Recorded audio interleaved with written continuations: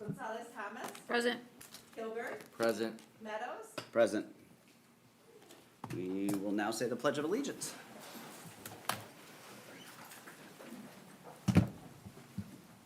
I pledge allegiance to the flag of the United States of America and to the republic for which it stands, one nation, under God, indivisible, with liberty and justice for all.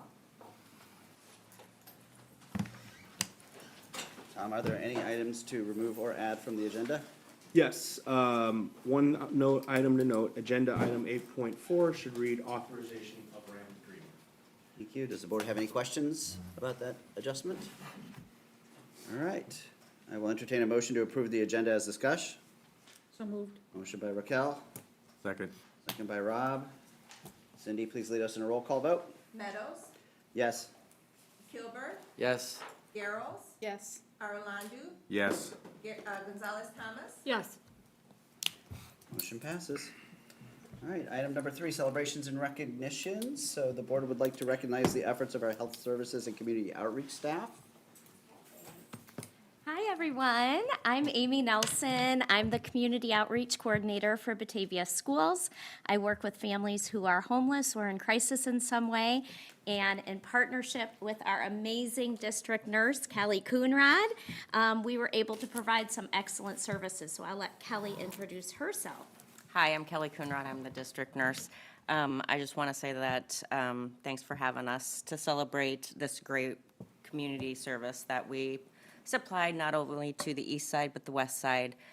We were able to serve a number of families in need for physicals, immunizations, hearing and vision, referrals for vision examinations, dental. We had food bank and the Boys and Girls Club. It was just a fabulous event that we couldn't have done without Amy. Well, we're a team in this, And and that's Natalie. what I love. And that And is Holly. something special about the town of Batavia, I would say, is so many organizations come together to help our families and to provide services that I feel are really essential and crucial to our students. So we have a little PowerPoint to share to tell you a little bit about the celebration. So each year, BPS 101 and others across the state of Illinois are required by school code to exclude students who are not compliant with public health requirements. Being in attendance each and every day is key to a student's sense of belonging and success in school, academic, and social emotional development. Exclusion for even one day impacts our students.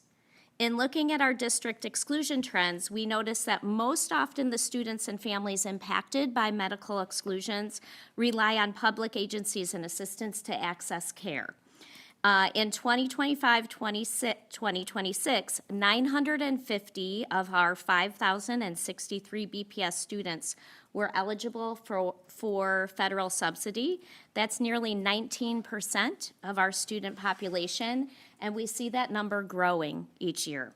While not all of those students experience exclusion or difficulties accessing comprehensive health services, many did. Reasons include the ability to get an appointment. Often clinics are full and difficult to schedule with. Transportation. Many of our families struggle with transportation needs.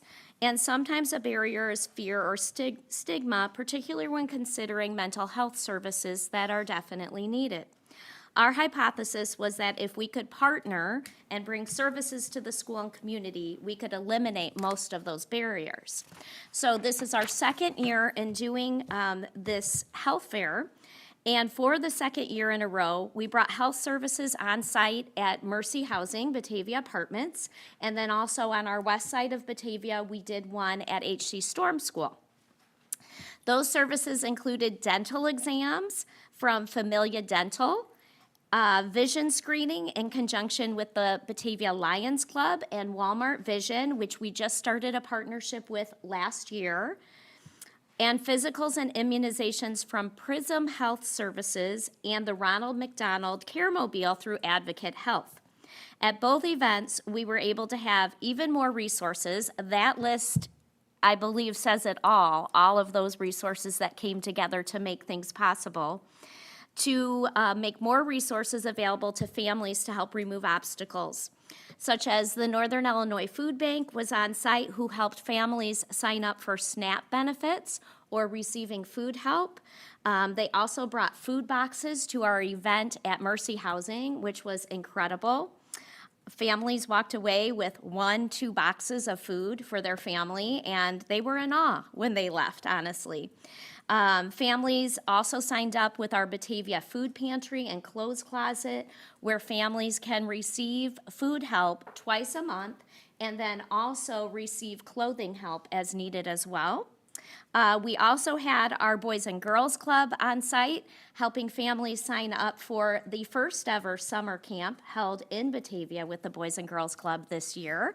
And next year, the Boys and Girls Club will be providing before and after school help in 5 of our elementary buildings, which is a real goal that I know Tom and I have had in providing good access to affordable before and after school care.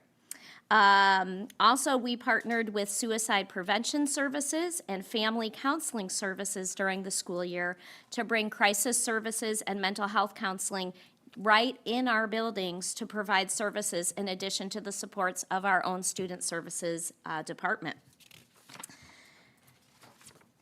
The results of these partnerships are something to be proud of. As you can see, through this screen, mental health services for 31 students through family counseling and SPS were provided. We hosted our 2 comprehensive mobile health fairs, and we are always looking for ways to make that better. And this year, I feel like we were able to bring in even more resources for families, like I stated. They provided on-site community outreach targeting medical services needed at each event this year, increased the amount of resources at both events, targeted other important needs such as benefit help and child care assistance, like I said. 89 dental exams were provided, and 33 kids identified for follow-up treatment. So I believe that number is a great number of students who received services this year. We also were able to provide 30 physicals and immunizations. So that number also is a wonderful number when thinking about the kids that were serviced by that. Students were also able to receive vision and hearing screenings at these events with our nurses, and then also with the Batavia Lions Club at Mercy Housing Fair. They were able to receive valuable items to take home, such as lunch bags that we partnered with the Batavia Rotary in providing, toiletry kits, laundry detergent, things that we may all take for granted, but families really need in order to be able to provide success for their kids in school. So this year, I mentioned we also partnered with Walmart Vision Services. And we were able to see that really take off for us this year. We began that partnership last summer, and at the school board meeting last summer, we were able to say, we're looking forward to doing this. Well, now we have started it and been able to provide glasses, vision services for a number of students that needed those glasses in order to be successful in school. We have been able to help kids not only access that vision testing, but receive the glasses. We've been able to grow our partnerships to include access to comprehensive vision care, and families are able to understand through the Walmart team what type of benefits they have. When they go into Walmart, they're able to work with them and show them what benefits they're able to receive, and many don't know that they're able to receive those. So I believe that's a huge positive outcome of this as well. We look forward to continuing to grow the work and the impact of all of these services within our community, connecting with families, building relationships with them, and helping to provide access to great care and resources is important to us, and we value every opportunity we have to do so. Physical and mental health and wellness are a foundation to school success as well, and we're grateful to have the opportunity to help families in these meaningful ways through the resources that we have. So we thank you for letting us come and present to you tonight about these celebrations. I'm grateful for Kelly and her team who continue to identify children within the district who have needs throughout the year that we can refer to these events and also refer to these services. So we have a great crew. We have a great student services department. I'm grateful for Natalie Ossel, our director, and for everyone who is a part of this. So I also want to say I'm grateful for our school board and all that you do. My dad was on the school board. I grew up in Batavia. My dad was on the school board for a number of years. I know you don't get paid for this position, and it is a very, very important part of our district, and we're grateful to you for your service and for all you do as well. Thank Anything you. else? Okay. Any questions? Questions? Great Any job. comments? Great work, Yeah, yes. thank you. Okay, thank you. Okay, thank you. Yeah, I was gonna clap. Yeah, I was gonna say.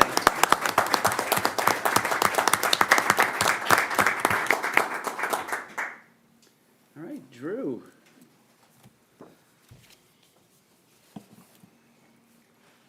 Happy summer, board. Summer Drew. Yeah, it's the summer vibes right now. On behalf of the Batavia Education Association, I'd like to welcome our newest board members as they begin this important work, one of which is going to be sworn in tonight, and correct me if I'm wrong, the second will be next month. As veteran board members know, and yes, board member Garrels, you are now a veteran board member, officially, congratulations. Serving on a school board is a significant commitment, and every board member brings their own experiences, perspectives, and priorities to the table. While there will always be differences of opinion, the strength of any board comes from its ability to listen, learn from one another, and work together in service of students. When the community elects board members, when the association endorses board members, or when the board itself ends up needing to appoint board members, it is never about any one individual. It is about a representative body that can work together in support of public education. And when adults model collaboration and professionalism, students see and feel what effective leadership looks like. That modeling and stability is what our students and community deserve. As we look towards the future, the BEA continues our desire to create a productive relationship with the board built on mutual respect, open communication, and a shared commitment to all of the students of Batavia. While you face the incredibly difficult task of balancing the interests of all district stakeholders, it is vital that we continue to lean into our collaborative structures to ensure that educator voice, those professionals who work with students every day, the people on the front lines, continues to guide the decision-making process. And let's not forget, every decision we make as a district should lead back to our students. So as this new board begins to take shape over the summer, I encourage you to continue to seek out the perspectives and needs of our staff and our union members. School districts do their best work when people can bring their different viewpoints to the table and have honest conversations. As I've said to you before, the BEA will continue to work in good faith with those that are invested in lifting up every one of our students, regardless of who they are, where they come from, and providing the necessary support and resources needed for educators to do our jobs. Being a board member is oftentimes a thankless job. So if I could say one thing to all of you, to our sitting board and incoming board members, it is thank you. Thank you for rolling up your sleeves and putting yourselves out there in the name of our students and public education. Good night and good luck. Thanks, Drew. Holly, do we have anyone wishing to address the board? Yes, we do.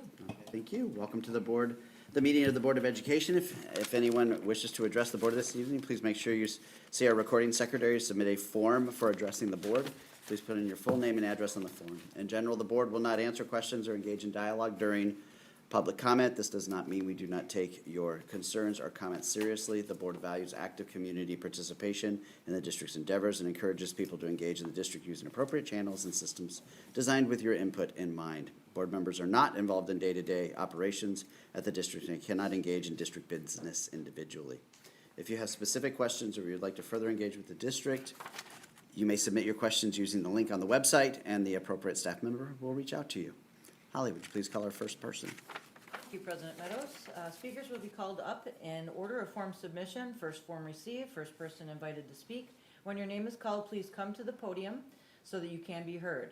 All individuals speaking will be limited to 3 minutes. There is a timer up on the board that will start once you get settled at the podium.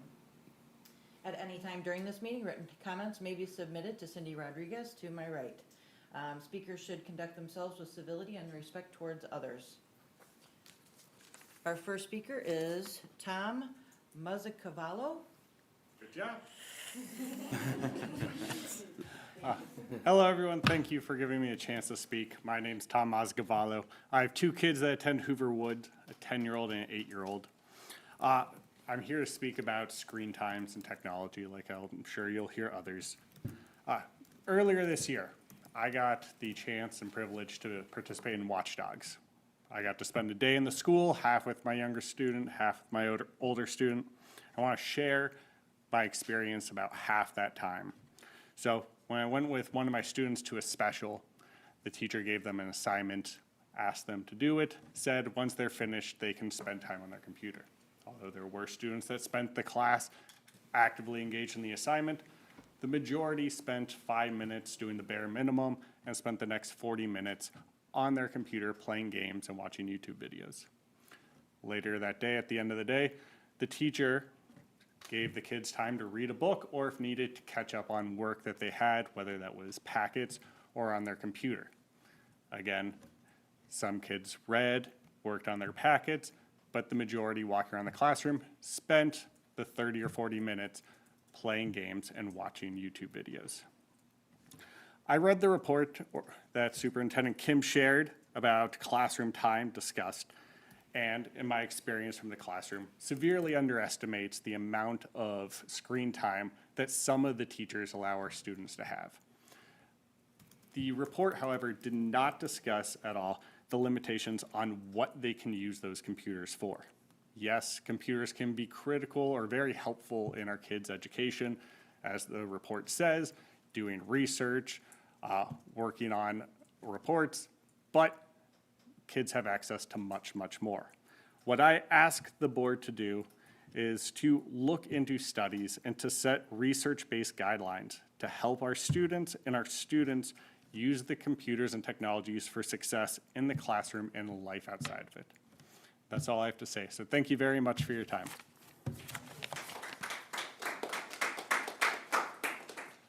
Our next speaker is Keith Halsall.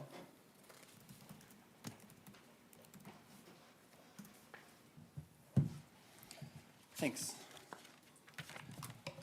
So my name is Keith Halsall. I am a parent of 4 kids in Batavia schools, in Vertolo and Hooverwood. I've been in Batavia for 13 years, so my kids have grown up through these schools. I'm talking about the same topic, right? I think technology in the classroom is reaching a point where it's no longer helpful. I also read the superintendent's proposed letter regarding technology. I think it belies the problem that we're dealing with here. My stories are not all that dissimilar from the previous speaker. My kids talk about the fact that for Fun Fridays, which they get on Friday for extra time outside, their teachers have started offering them the ability to either stay inside and play on their Chromebooks or go outside. And kids are voting to stay inside on their Chromebooks, right? So it's not just about time, it's about the opportunity cost, right? I would rather have my kids be outside than be on the Chromebooks, if that's the choice, right? But the kids are choosing the opposite, and that's not necessarily a choice that they should be asked to make at this age. I have my son's friends brag about the fact that they can get around restrictions on their Chromebooks and play Minecraft in class, that they found websites and ways to make that happen, right? Again, this is something I'm sure we all don't want happening in schools, but it's being reported that this is happening. My daughter, when she was in 5th grade, so this is a few years ago now, her whole class had to redo their poem that they were supposed to write because the teacher was worried that too many of them had used ChatGPT to create it for them based on a topic of their choosing, right? These issues, I'm sure I'm not the only one, right? We heard the previous speaker as well, who has seen these issues come about. And for me, it goes well beyond that, right? Anyone who's helped their kids do math on IXL knows that it's a terrible program. It just is. It's impossible to write fractions or exponents. If the board's never tried to do it, go do a 7th grade IXL and then decide if this is a program we want our kids using, or would they be better off served doing math on paper with pencils. It's not an effective use of time. We're just proposing new curriculum for the middle school that is encouraging passages to be read for ELA instead of books, right, on Chromebooks. This is, when reports are coming out about college students not having the attention span to read entire books, and we're going to minimize the reading of books in the classroom and go to passages. I just think that It's not just, does technology, can we do this on technology? Is technology the best way? Like, we have better ways to play, right, outside. We have better ways to do math with paper and pencil. We have better ways to read with books. If there's really uses for technology, we should use them for those purposes. But otherwise, like, we should use these other methods that we know work well and don't have the downsides that the technology does. Thank you.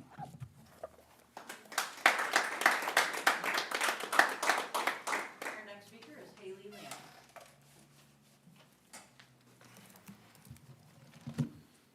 Good evening. My name is Haley Lamb. I'm a Batavia resident and parent to a now 3rd grade and 6th grade student. A lot has changed since we were all in school, and especially since COVID. One noticeable change is student attention and focus. This can be directly attributed to technology, preferring high stimulation short form media. Even as adults, we feel the stress and changes of it when we spend too much time on our personal devices. The trend of young adults preferring analog in protest of that shows how hard they don't like our technology now. As a young parent, I'm able to keep up on technology, and as an old parent, I remember life before computer labs. It makes me sad that my kids will never get to experience the terror of dying from dysentery or breaking a wagon wheel. With that being said, it breaks my heart to hear that all the ways that technology is being used in class. As a parent, I appreciate your efforts to provide data on screen time in school, but I have a few clarifying questions. How was use measured? Was it login time or engagement? Are the figures only representative of educational programs, or is YouTube included? What is the variation between each grade? What evidence does the district use to determine whether current Chromebook usage levels are educationally appropriate? And why only 30 minutes for kindergarten, but everyone else gets unlimited time? These are just a few questions I have. Given LA's changes to their policies, I think some of those need to be noted. Banning student access to YouTube entirely. We all know how gross it can get and how weird it can get very quickly. Allowing students to opt out of taking their Chromebooks home. I actually weighed my daughter's Chromebook today, and it weighs nearly 4 pounds. And as someone with a genetic tissue disorder that directly affects my spine, I'm very concerned with her bringing it home, only to return it unused.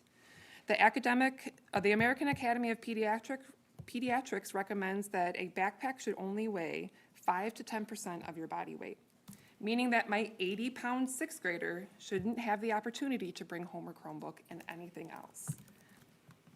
As we've all talked about, this is a really big issue to us, and we've all seen the data that shows that when you handwrite something, your entire brain lights up with activity, and when you type something, it doesn't light up with activity. I think that it's a really important question to continue to talk about and be brought to the attention of the board and getting a lot of teacher input as well. Thank you for your time. Our next speaker is Ben Hansen. All right. Good evening. My name is Ben Hansen. I'm an engineer in the research and technology industry, and more importantly, I'm the father of 2 daughters. One is currently attending Lewis White in District 101, another one will begin in kindergarten in about a year. I'm speaking tonight as a concerned parent and on behalf of the Distraction-Free Batavia. Over the weekend, the new Toy Story 5 movie was released. And for those that are not aware, this time Woody and Buzz and the other toys face a new challenge. A tablet that is gradually replacing imaginative play and capturing their children's attention. It is a fictional story, but the concern behind it is very real. The message is not that all technology is bad. The message is that when screens begin replacing toys, conversation, creativity, movement, friendship, and imagination, something important is lost. I would like to ask everyone here a question. Who has noticed a change in their own or their partner's mental state or mood after a long scrolling session on their phone or device? Many of us have felt it. We become less patient, more irritable, less motivated, more distracted, and less interested in what is happening around us. We find it harder to put the device down and redirect our attention. If screens can affect the attention and emotional regulation of a fully developed adult brain, you can imagine the effect is amplified on a children's brain. This makes it difficult for them to learn how to concentrate, manage their frustration, communicate, and be present in a classroom. A growing body of research associates excessive and poorly managed screen use with concerns involving anxiety, depression, attention, emotional regulation, language development, and executive function. Not every use of a Chromebook or tablet causes harm. Technology can be an effective educational tool, but a tool should be used for a clear purpose. It should be not become the default simply because it is convenient, available, or already purchased. When a digital assignment offers no meaningful advantage over a book, pencil, classroom discussion, experiment, or hands-on activity, we should ask why the screen is necessary. When children can access entertainment or unrelated content during the school day, we should ask whether adequate safeguards are in place. And when screens are allowed during recess, the limited time children have to run, play, imagine, resolve disagreements, and build friendships, we should ask what opportunities are being replaced. Toy Story has always been about more than toys. It has been about childhood, friendship, loyalty, and the power of imagination. In the newest movie, the toys are not simply competing with a new gadget, they are competing for a child's attention. That is also what parents are increasingly doing at home and teachers are doing in their classrooms. Books, conversations, outdoor play, and even other children are competing against devices that are designed to capture and hold the attention to make money. Other developed countries and communities are beginning to respond by limiting phones, returning printed materials, and protecting more of the school day from unnecessary screen use. They are not abandoning technology, they are recognizing the progress sometimes requires the discipline of pause, examine the evidence, and correct course. I'm sorry, your time is up. Okay. Thank you. Thank you.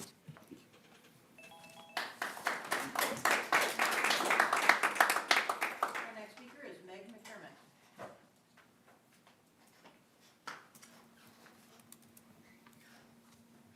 Hi, I'm Meg McDermott, one of the co-founders of Distraction Free Batavia. Our group has united parents across Batavia to advocate for the intentional use of technology in our schools. Our petition on change.org has over 600 signatures of Batavia Public School parents. We are not opposed to technology. However, we think there needs to be explicit guidelines for use of technology in schools. I spoke at the April board meeting and I've been in touch with Superintendent Kim. He told me that he would present on the issue of technology in our district at this meeting. In your discussions tonight and in closed session, I encourage you to ask questions that we, as a community of parents, want answered. What is the technology policy in this district? Explain it without using the phrase digital citizenship, since I believe that phrase excuses the district's lax rules around technology in the classroom. We should not be placing the responsibility to self-monitor on our children. Why isn't the district blocking YouTube on all student devices? Can the district only allow it on teacher devices for educational purposes? Evanston-Skokie District banned it in February of 2025. Is there a policy stating that there is no Chromebook use during recess? Will the district implement a policy stating that Chromebook devices will not be used as a reward? What are the time limits of Chromebook usage per day according to grade level? What research has informed the district's approach? What professional developments has the district provided to teachers and principals on technology usage in the last 2 years? Is there an option for families to opt out of bringing their Chromebooks home? How will the district tech guidelines factor in Chromebook usage and classroom-wide technology presented by teachers, such as classroom videos, brain breaks, and movies? The report that Superintendent Kim posted on the agenda mentions the DCC, where teachers and administrators can discuss matters such as technology. When will parents be included in the discussion? When will a committee to address technology usage be formed? Thank you for your time, attention, and service to Batavia. I look forward to continuing to work with the district, the board, and the community on this issue. Our next speaker is Kelly Vandemark.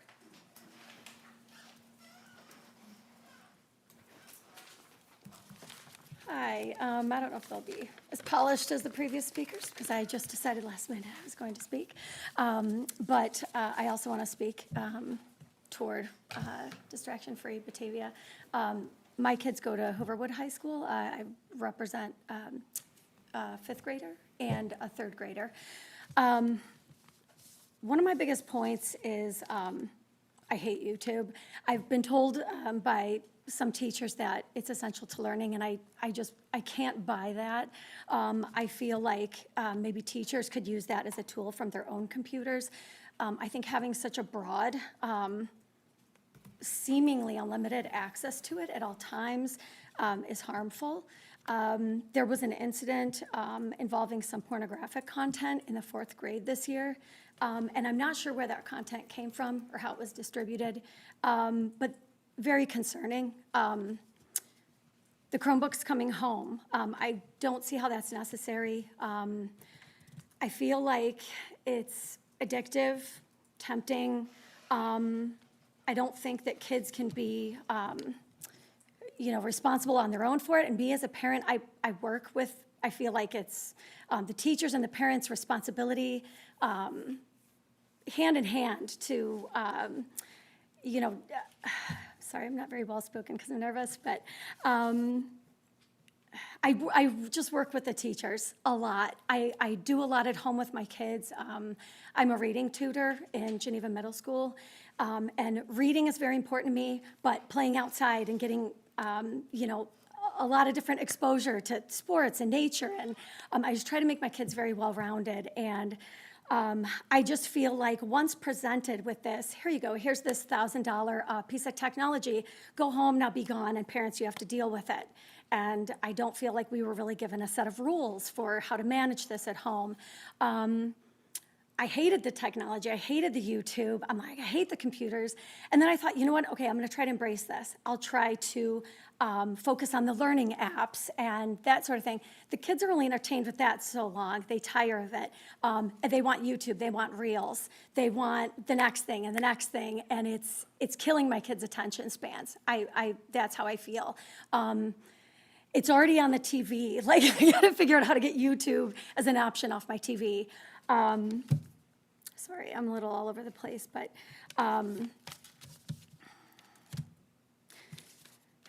I feel like use in the classroom, I'm not sure how much it's used in the classroom because it's different for every teacher.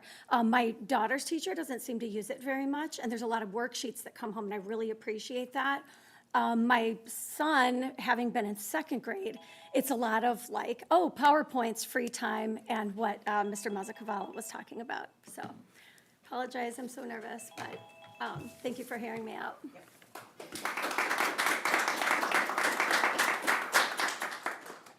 President Meadows, that's the end of our public comment. Okay. Thank you. All right, we, according to our board policy, we designated a portion of the action items in the agenda as a consent agenda for those items that do not require extensive discussion before board action. These items are generally routine, recurring, and can be grouped together for efficiency.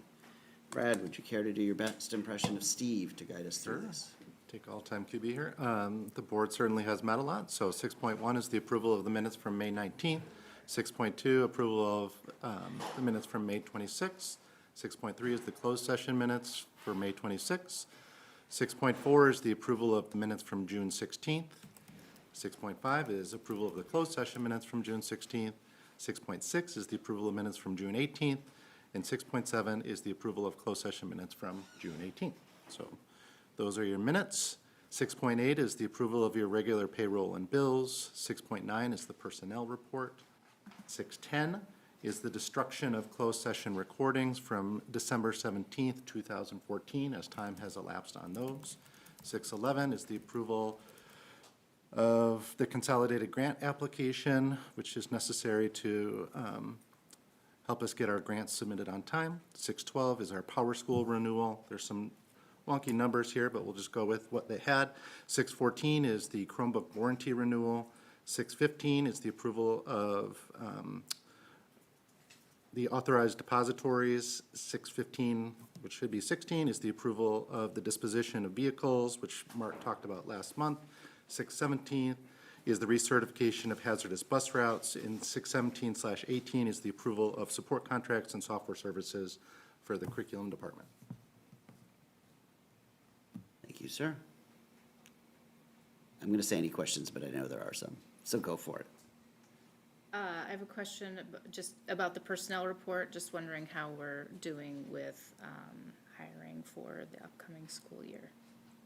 We're in really good shape in terms of hiring. There's always pieces that are moving around a little bit during summer. Sometimes you get a last minute resignation. We believe we'll be fully staffed minus one school psychologist, which is part of the McNeil Psychoeducational Consulting. Part of the CNI contracts is to fill in for that. I think it's worth noting too, one of the significant shifts we've been able to see in our hiring trends for paraprofessionals is that, knocking on wood, at this moment, we would not need to use any contracted paraprofessionals going into the year if we were to start right now. So that's a significant shift for us to be staffed in-house with our own completely as we talk about it today. Good news. Yeah, it's really good news. I have a question about 617. The hazardous busing areas, I was curious about, you know, there's all these new subdivisions coming up. Have we looked at those areas to see if they might require busing in the future? Would they require busing? So the two, Well, the hazardous routes? Yes. Yeah. There are a number of developments underway, and the ones around Storm, for example, the two that are underway there, are very close to Storm. They obviously don't require busing. There is a development that the city of Batavia approved recently on Route 25 that would, be near, J.B. Nelson School. And it possibly could, given its proximity to Route 25 and the railroad tracks that would be behind that development. It's too early to tell. We don't have all the details for that development and how things would fit together and ingress and egress points and all those sorts of things, but it's a possibility, so we're keeping it on our radar. But as far as the rest, there isn't anything that we're aware of from a hazardous busing standpoint that we would need to do a study for. Just curious. If We did ask the looking city at- about options to help us mitigate the concerns around our requirements with a railroad crossing. And to their credit, they spent some time trying to explore some options at our request.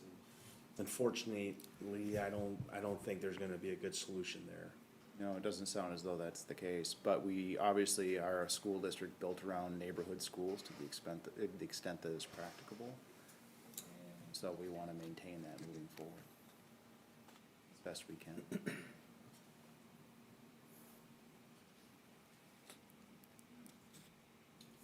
A couple more questions. Should I just finish my questions? And let's see, the contract renewals, the relevant science partners, there was wording in there about, come to a point in the collaborative process where decisions are starting to be made about a direction for science education. I just wanted more information about, like, what does that mean? Yeah, science has been one of our tougher areas in terms of creating a common vision and understanding of where we need to go with that in terms of that discipline. The NGSS, the Next Generation Science Standards, are exceedingly complex.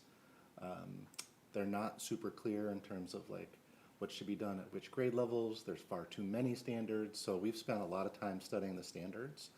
And then having kind of had some false starts and stops, honestly, with science around NGSS, we took a different approach, and we used relevant science partners to help us with this, is to really focus on using science as a vehicle for inquiry. So like really that's what the standards are asking us to do, is to inquire about the world around us and about science, and it applies to other disciplines as well. So we spent a lot of time with our SALT teams really looking at what does inquiry look like. And then the team went out and started, again with help from the district and relevant science partners, to interview and get student voice about what they're looking for in their science program. And that was really eye-opening to our staff, is to learn from students really what their experience, what that student experience was. So that really helped kind of galvanize a way forward. So we had a group, and it's different by level, so we had a group of elementary teachers here last week. They were looking at how to use inquiry within the elementary classroom.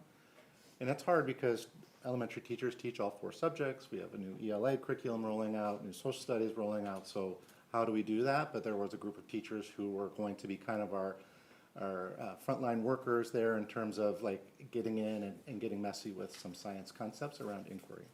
At the middle school level, they're at a point now where they went through the process and they've looked at different resources, and they've identified one called Lab Aids that they're going to do a field test, a small field test at the middle school next year in grades 6 and 8, and then they'll make decisions from there. And then at the high school, we're really looking at the first 3 courses, the first mandated science courses, which would be biology, chemistry, and physics. So we've made a lot of progress in terms of biology, less so just because of time with chemistry and physics, but we're really moving that concept of inquiry forward. And Relevant Science Partners has been really helpful. Every district that I talk to about science is kind of in the same conundrum. It's just really complex, and a lot of the curriculum is based in tradition or how those teachers were taught science, and we want to give students the best experience possible in science.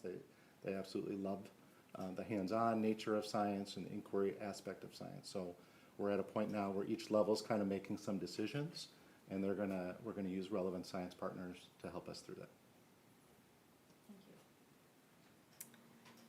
And then I had a question about Family Counseling Services of Aurora. What determines if a student is eligible for support through FCS, and approximately how many students are helped with these services? Yeah, as Amy shared, about 31 students were served through Aurora Family Service Counseling. They don't like the Aurora part because they are more than Aurora. So Family Services, so they have served about 31 students within our district. And we have targeted certain buildings within our district that have higher rates of low income or need to target there. And the teams work with Family Services, and they target wraparound services. So if a student needs counseling and they're not able to get the counseling, they will come in and do the counseling. But more importantly for me is that they also offer that to the family as well. So oftentimes it's not just the student that's experiencing some trauma or some negative emotions. It's the family that needs the healing, and they will treat the whole family as a part of their contract with us. And we think that's the most effective way to see change within that student's life, is to make sure that the whole family has access to the counseling that they need. And sometimes it's like very acute care where there's something really bad happening, and sometimes it's more ongoing care that they need to sustain their engagement with education. So do the social workers within the schools kind of determine the need? Yeah, we have a building level intervention team, and the social worker is a part of that team. So when a student's in that situation, they discuss it as a team, and then we'll make a referral to the Family Services Counseling. Yeah. And these are things that, our counselors are very trained, and they're just wonderful people, our social workers are, but there are some issues that we're not trained to deal with, or some things that are so complex that it's really nice to have somebody to tag in. They also have, their workforce is very diverse, so we can sometimes match the diversity that they might be looking for so that they feel comfortable in that counseling.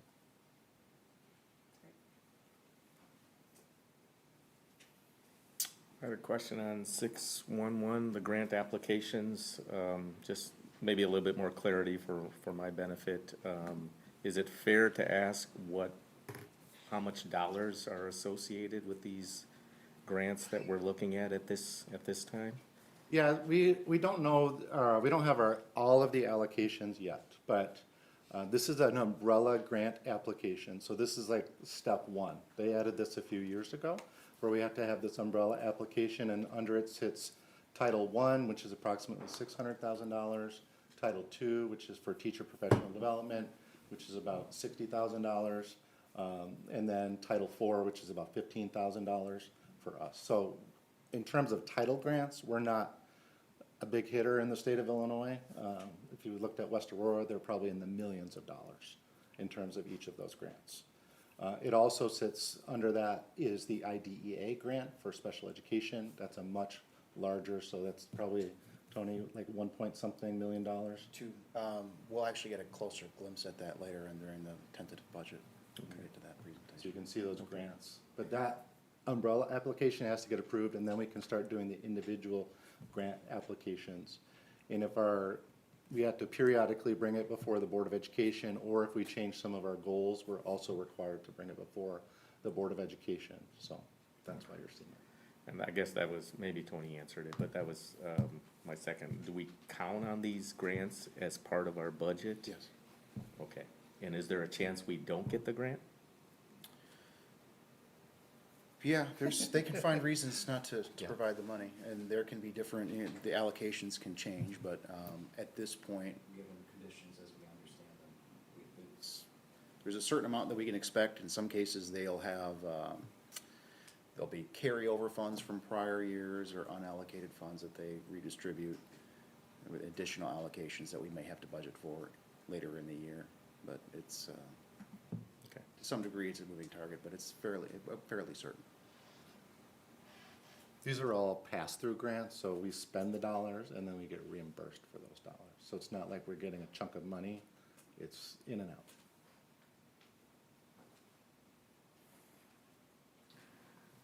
Any other questions? I got one. Everything that we are voting to renew, whether it be the contracts for the Chromebook or Power School or the third party, are we budgeted for those? Yeah, I'm fairly certain that we are, but yes. I mean, there's nothing of a surprise, should I say? Nothing that's a surprise, let me think. No, everything that's on this consent agenda, as I recall, I didn't look at this through that particular lens off the top of my head, but everything is fairly routine here. Would that, from your standpoint, would that be fair to say, Brad? Yeah. These aren't new things, they're already kind of baked into our budgets. Yeah. Dave, for you too? Yeah, I'm not trying to be evasive. If there's just a trying to think. surprise, you can let us Yeah, know. Yeah, certainly, if there's, I realize that it would otherwise be a surprise. All right, any other questions? All right, I will entertain a motion to approve all items in the consent agenda as presented. So moved. So moved by Raquel, Second. second by Rob. Cindy, please lead us in the roll call vote. Meadows, Yes. Kilbert, Yes. Arlandu, Yes. Gonzalez Thomas, Yes. Garrels, Yes. Motion passes, thank you. All right, FOIA reports. Tom? FOIAs were submitted to the district. You can see in your board book what was granted and what was denied. That's it. Any questions? Okay. Item 7.2, treasurer report. Tony? As I like to say, nothing out of the ordinary, especially for this time of year. We did receive the lion's share of the May-June taxes on Friday, so that was after this report was run. So our revenues are shaping up exactly where we would expect them to be. And in the coming weeks, we'll finish up our expenditures and close out this fiscal year. We've got one more kind of cleanup run of accounts payable, and then a couple months of salaries that we pay out through July and August, and that will wrap up our fiscal year, and we seem to be in good shape relative to what we expected from a budgetary standpoint. Okay, thank you. Any questions? All right, committee updates. Tom? Any? The board, we presented the report to you. I don't know if any board members who sit on any particular committees wanted to share it. So I don't want to steal people's thunder. This is basically what I'm trying to say. Anybody have any updates other than what's on the list that they want to highlight? Okay. And then item 7.4, instructional technology. Tom and Holly. Yeah, so this is going to be a kind of a team effort.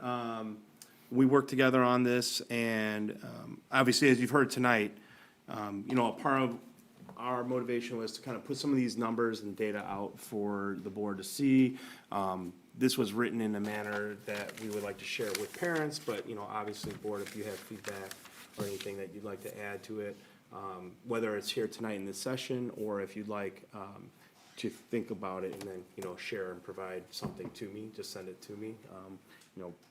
There's not like this timeline to drop date on this letter to go out. So, but I'd love to hear if there's any thoughts from the board.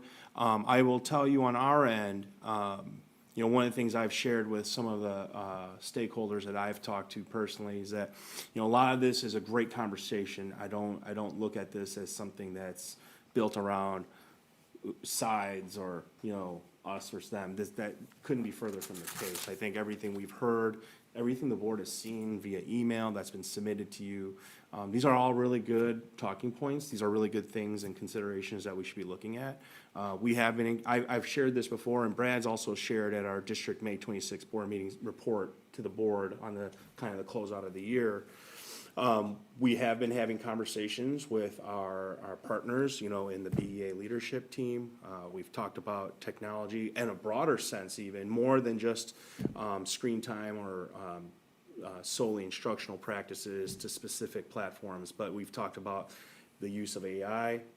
To reiterate, one of the things we did this year as an administration with BEA and BESPA leaders in the room with us, we went through a COSIN training process this year, which was several days spread out over the year.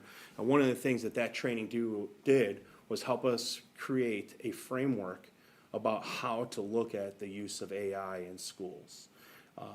Just a reminder, the state of Illinois does not have any mandates yet about that, but they've been developing and having guidance emerge. Other states are a little bit ahead of that curve than Illinois right now, but we had an opportunity presented to us to receive some free training on this opportunity, and COSIN is a network, technology network that is often providing a lot of good cutting-edge kind of leadership training on these type of topics. So we did that. It's a very robust framework. When we talked about it with our union colleagues and our administrative team, we kind of determined we have to prioritize some of those pillars that were identified in this roadmap because we just don't have the time, the bandwidth to hit every single aspect. Then also on top of all of our curricular adoptions, Brad hinted at this before last month, that we do have most likely we will see a regression in some of the screen time being used in the future because some of our curricular adoptions that you have approved will be asking students and teachers to work from workbooks or more paper material, which is going to reduce the amount of screen time content. And I think these are the conversations that are happening. I just think that we have to do it with our partners. I do hear and understand some of the concerns around certain access to websites and platforms, which is, we've talked about it at Cabinet as well. And so we're exploring some different opportunities. Lightspeed is our filtering system. There are some tools that are emerging from them as well that we are looking into. Dave and his team is exploring options that we can potentially pursue. But again, that would necessitate some collaboration, potentially professional development. We have to kind of unpack what does that mean and look like, because we can't just also just drop it on people and then expect them to use it. Some of the tools are going to be intuitive. Dave and I have talked about it. Some of the tools may be pretty intuitive and are designed intentionally like that, so that might be okay. But then if we start talking about certain resources that our teachers do rely on, as you heard from some of our commenters, we need to talk and partner with our collaborative structures, as Drew Ray mentioned at his partner update. You know, we do have our curriculum committee, our district coordinating council, and then our professional learning committees. So those three in particular, I see having continued conversations, and we hope to continue to engage that. This coming year, there is quite an array of initiatives that we're continuing from this year, from a curricular perspective. And so these are conversations that are very much on our radar, and we'll continue to look at it. In the report, you see these are minutes pulled by our technology team. That data is broken down as we thought might be digestible. I took note of what some people this evening commented about and might want to see. So I have that, but you know, as you have reviewed the memo, you may want time to digest it just a little bit more, maybe in response to some of the commenters this evening, and just want to think it through and want to reach out. You know, we're all ears. I think there's an opportunity for the board as we enter the new school year. You do have representatives who do sit on our curriculum committee and our professional learning committee. those might also be good opportunities to help us kind of by asking questions related to some of these inquiries that have been made when you hear the discussions that are occurring there too. All right. I feel like I've rambled a little bit, Brad. Did I miss anything? Is there anything you would like to add, or Dave? Or? No, a question came up about like why do we have guidelines for kindergarten and not other grades? It's because I don't have access to like every first grade teacher, every second grade teacher. So with the rollout of full day kindergarten, I did have access to a representative group of kindergarten teachers this year. And we did have some lengthy discussions about the role of technology in the kindergarten classroom. Our program for full day kindergarten is a play-based program, so it's purposeful play is embedded. There's actually time within their day for purposeful play because we think that's really important developmentally for our kindergarten students. And part of that discussion was like, all right, if we're going to do centers to reinforce math and literacy skills, what is the role of technology? And the team felt very comfortable kind of setting a cap of 30 minutes per day that they felt like they would not exceed as a part of that. They really have two things that are companions to their curriculum. So there's one for math and one for ELA that are directly attached to their curriculum that provide fluency support and diagnostic support to see what students are struggling with which concepts. So they felt very good about really capitalizing on play. I wish I had time with all of the other grade levels, 12 more meetings, but we started with kindergarten and we'll continue to have those conversations as we're able to with certain grade levels. Part of the conundrum right now is we do have a lot of curriculum kind of rolling out, and their teachers are just unsure of like what is the role of technology within that curriculum.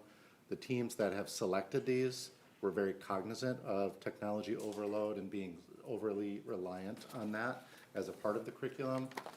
We're like, if I asked a second grade teacher, what do you think would be the cap of minutes? They would probably say, at this point, I don't know, because there's so many moving pieces to my curriculum. So I think this school year, we'll have teachers working through these new curriculums. They'll start to see what the role of technology is, appropriate use of technology within their curriculum, and what complements that, and what are kind of distractions in babysitting. And I think everybody's in alignment with, if it's going to work for our students and give them a boost, that's great academically, but using it for babysitting or rewards is probably not what we should be doing. So those have been some of our discussions around that. I was wondering if, I had kind of the same thought with the new curriculums that we've been adopting recently. There's a lot of workbooks and textbooks, and I think in a year it would be interesting to look at this data again and see if there's been any natural reduction in time on Chromebooks given the new curriculum. And I was wondering, as a board, if we would be interested in maybe asking for this as part of our data information, I don't know, once a year or at the end of the school year. Do you see it as like a part of like the district presentation potentially, as opposed to school by school by school? Right. But still ranked kind of by Right, just elementary, a- middle school, high school? Yeah, just a brief, just so we can see if we're moving in the right direction. Anybody have any thoughts on that? I think it's a great idea. And maybe for Dave Thurlby, to pull this data is pretty quick, right? It's not bad. You stretch it longer out, it's a little more elaborate of a job. But Okay. if we were comparing this year to the coming year, that may take some work, but it's in there. Okay. So I would say I would agree with that. I will say when I was looking at this, for me, the numbers are what the numbers are, and I believe them, but there's nuance in interpreting them because, for my perspective, as Dr. Newkirk said, if you're using it for instruction, then I believe there's obviously utility there, but if it's used for reward or babysitting, I'm not a fan of that really. And I think the difficulty is, I think those have got to be discussions grade by grade, building by building, teacher by teacher, really. I do want to say I did some research on this, and I do believe we have a policy that addresses it. You might have to verify this for me, but 6235 and 6235 AP, I know I sprung this on you, But it's a policy kind that of talks oppressed about them. acceptable use of district networks, and it talks about our networks, which if you can't get on the network, you can't use a device. And I'll just read a segment of it. It says, the network should be used in support of education or research and to be used in furthering of those goals, or for legitimate school business and purpose. And then 6.235 AP1 is sort of addendum to that, and it lists, again, it sort of reiterates that, and then lists 18 examples of unacceptable use. And I did note that that policy was adopted in 2007, and then we amended it in October 23rd of 2012. I wasn't on the board at that time, but August 24th of 2021, and then recently, I did remember this, in September of 2025. So it has been something we've talked about. So I would encourage my board members to maybe review that. You know, we do have a policy committee that could look at that if we're out of compliance in any way. But I do kind of think at this point, especially with all the new curriculum, that it does seem that something like like I said, building by building, teacher by teacher, grade level by grade level, that we need to be having those discussions. And especially when we're implementing, we're kind of in some uncharted territory with some of these new curriculum and the full day kindergarten. Should be something that we should be assessing in alignment with what Dr. Newkirk said.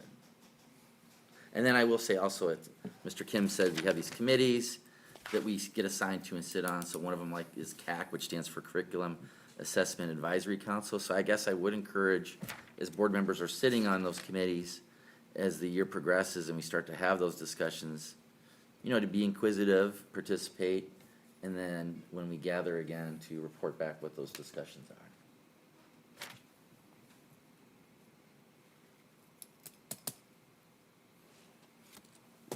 I appreciate you saying that, Aaron. Just like, I know that we're looking at this as a system and where we can make improvements, but I think just having these conversations is really good. I've talked to several teachers who are like, yeah, those conversations have really sparked me to really examine my own practices. And I think that's a really powerful and healthy part of the organization as well, is individual teachers kind of looking at, or individual buildings looking at that as a part of their improvement processes and really examining how are we using technology? Is it appropriate? And where can I maybe make some changes in that? So I think, you know, making sure we're clear with our intention, which drives our attention and changes our behaviors on an individual as well as a systems level, is both of those things are equally important to me. You gonna ask a question? No, I just had a thought. I just thought about something in that data. And I think we gotta be a little bit careful because there is good use of technology. And so, I don't know how we're gonna do this, but we need to establish a baseline.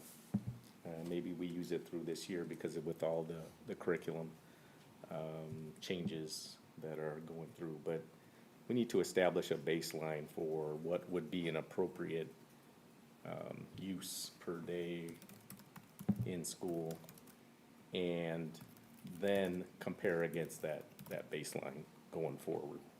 And then we can see, are we, you know, increasing from that baseline, which may indicate, you know, some other alternate behaviors that we don't necessarily want, versus just to say we want to go down from these numbers. Yeah, because that's where I'm coming at. Yeah. I mean, it's inherently not bad if it's used in the right method Yeah. for instruction.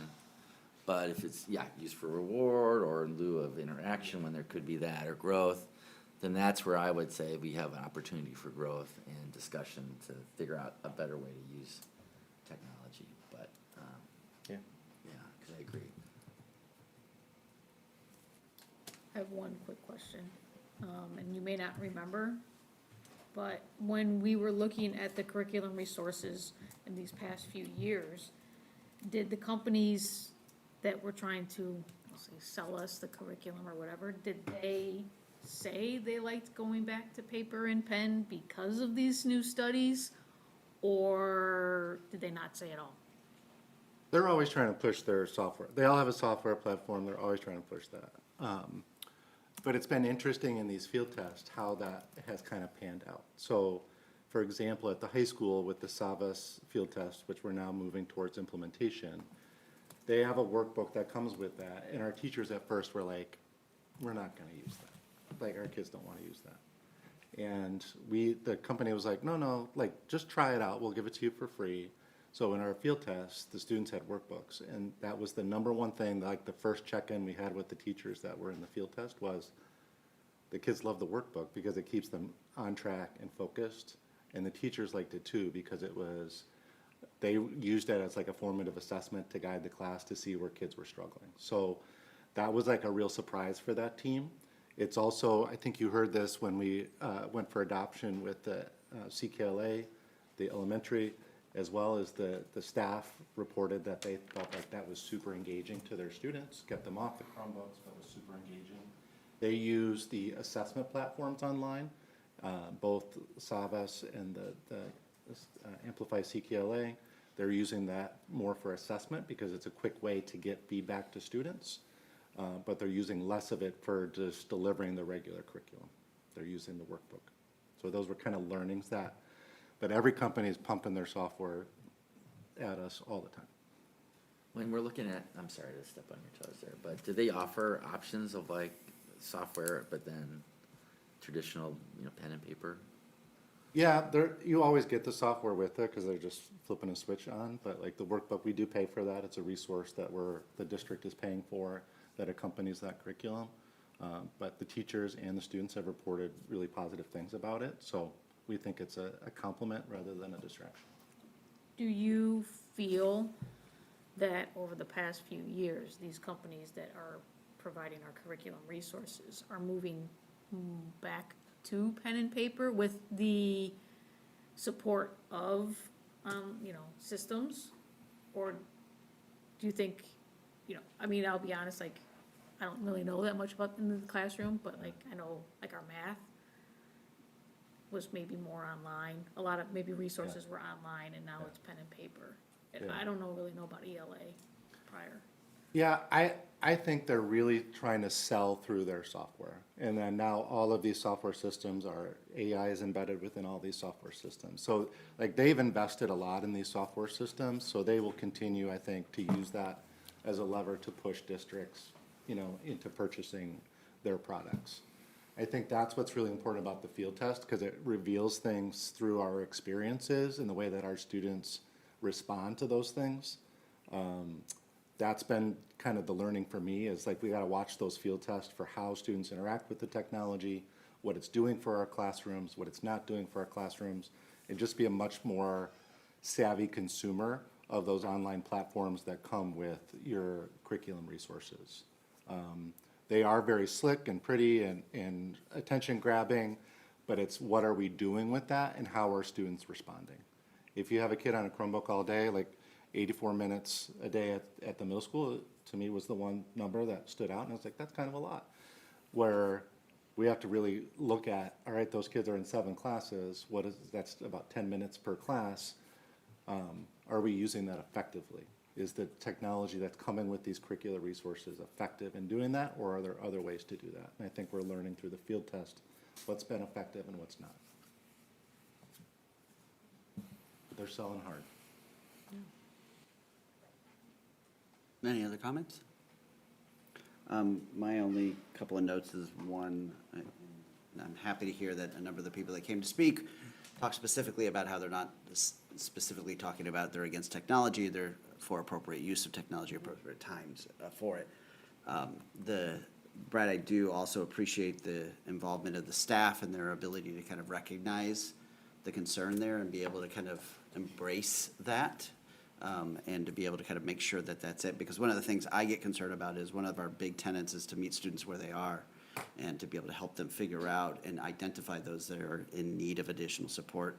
And sometimes the technology is a really good in effective way of being able to isolate the challenges a student may have so that they can be adequately addressed that way.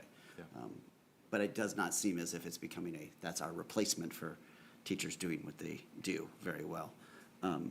The only, on the minute side, I'm not asking, and I'm not suggesting how to break it out, but I am more of to the board, my question in my own head right now is, I don't know what the right number of minutes is, but like if it's effective use and it's accurate, I would hate, in my own opinion, to put a time limit on it, right, that says it can only be this much if it's all super effective, right?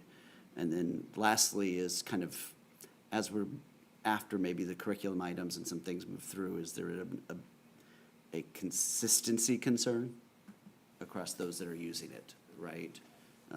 So those are a couple of things that are just floating in my head. I'm not suggesting like that's a board question, because a lot of that is also about, like the AP stands for administrative procedures. It's how the policies are actually enacted, and that's not necessarily a board level decision. The policy is in and of itself.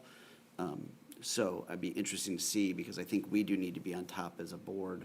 Are there things that are going to be affecting those policies, and so maybe we should, as a group, not today, kind of talk about, like, are there policies that we feel need to be reevaluated or relooked at, as a part of the committee, and then come forward and say, okay, these seem to be the ones that are affected, so at a minimum, we can monitor what's going on and be aware of what the policies say, so as we hear more and we engage more, we'll know that. Those are my kind of thoughts about it.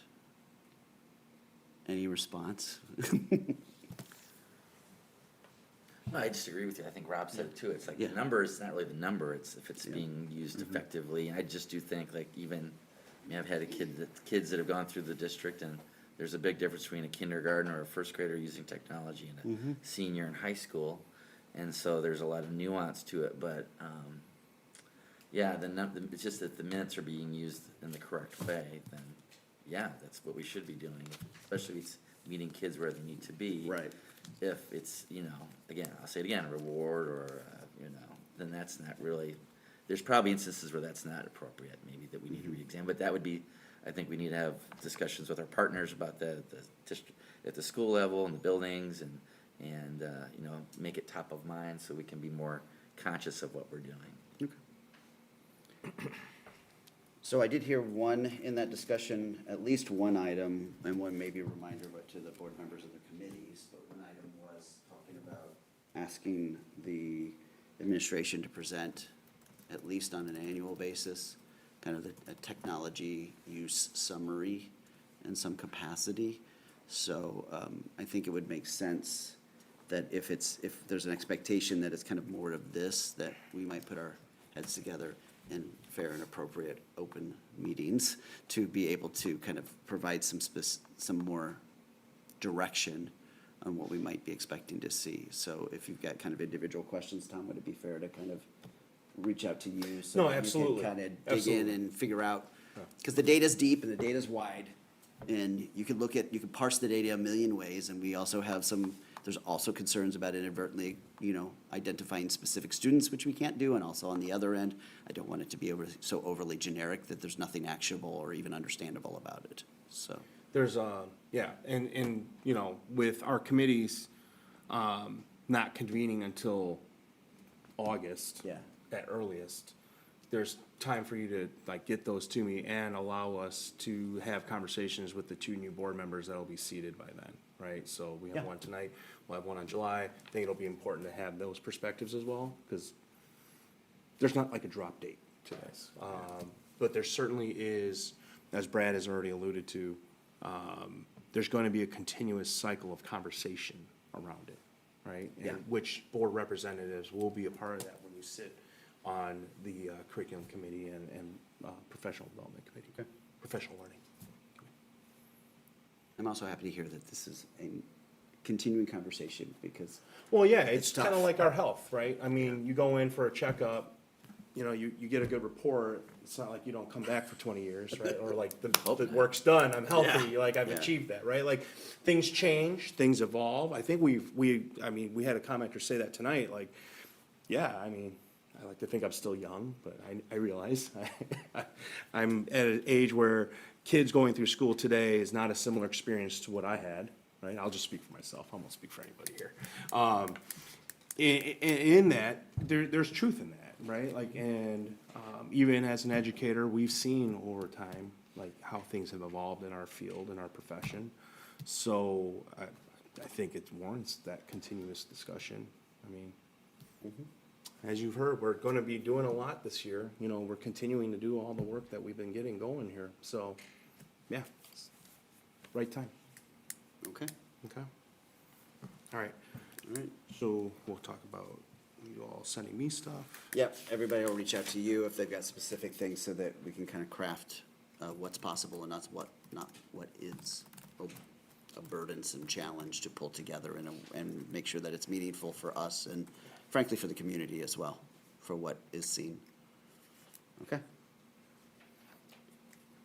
And then what it sounds like from a committee perspective, that information we're requesting may move into some of the committee level work as well, potentially, as those things are developed. You know, and Okay. obviously we'll want to capture the voices of our BEA members that sit on these committees. Well, some members of the public. Other administrators. And public sits on those committees as well, so on a few of them, so that would be a good idea. Okay. All right. Anything else on that topic for the board? Or by the board or of the board? Okay, thank you, everybody. Appreciate the effort and appreciate the thoughts. All right, on to action items.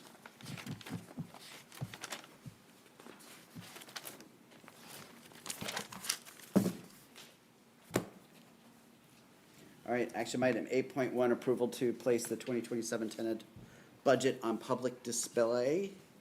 Tony? This is the most exciting item on the agenda this evening.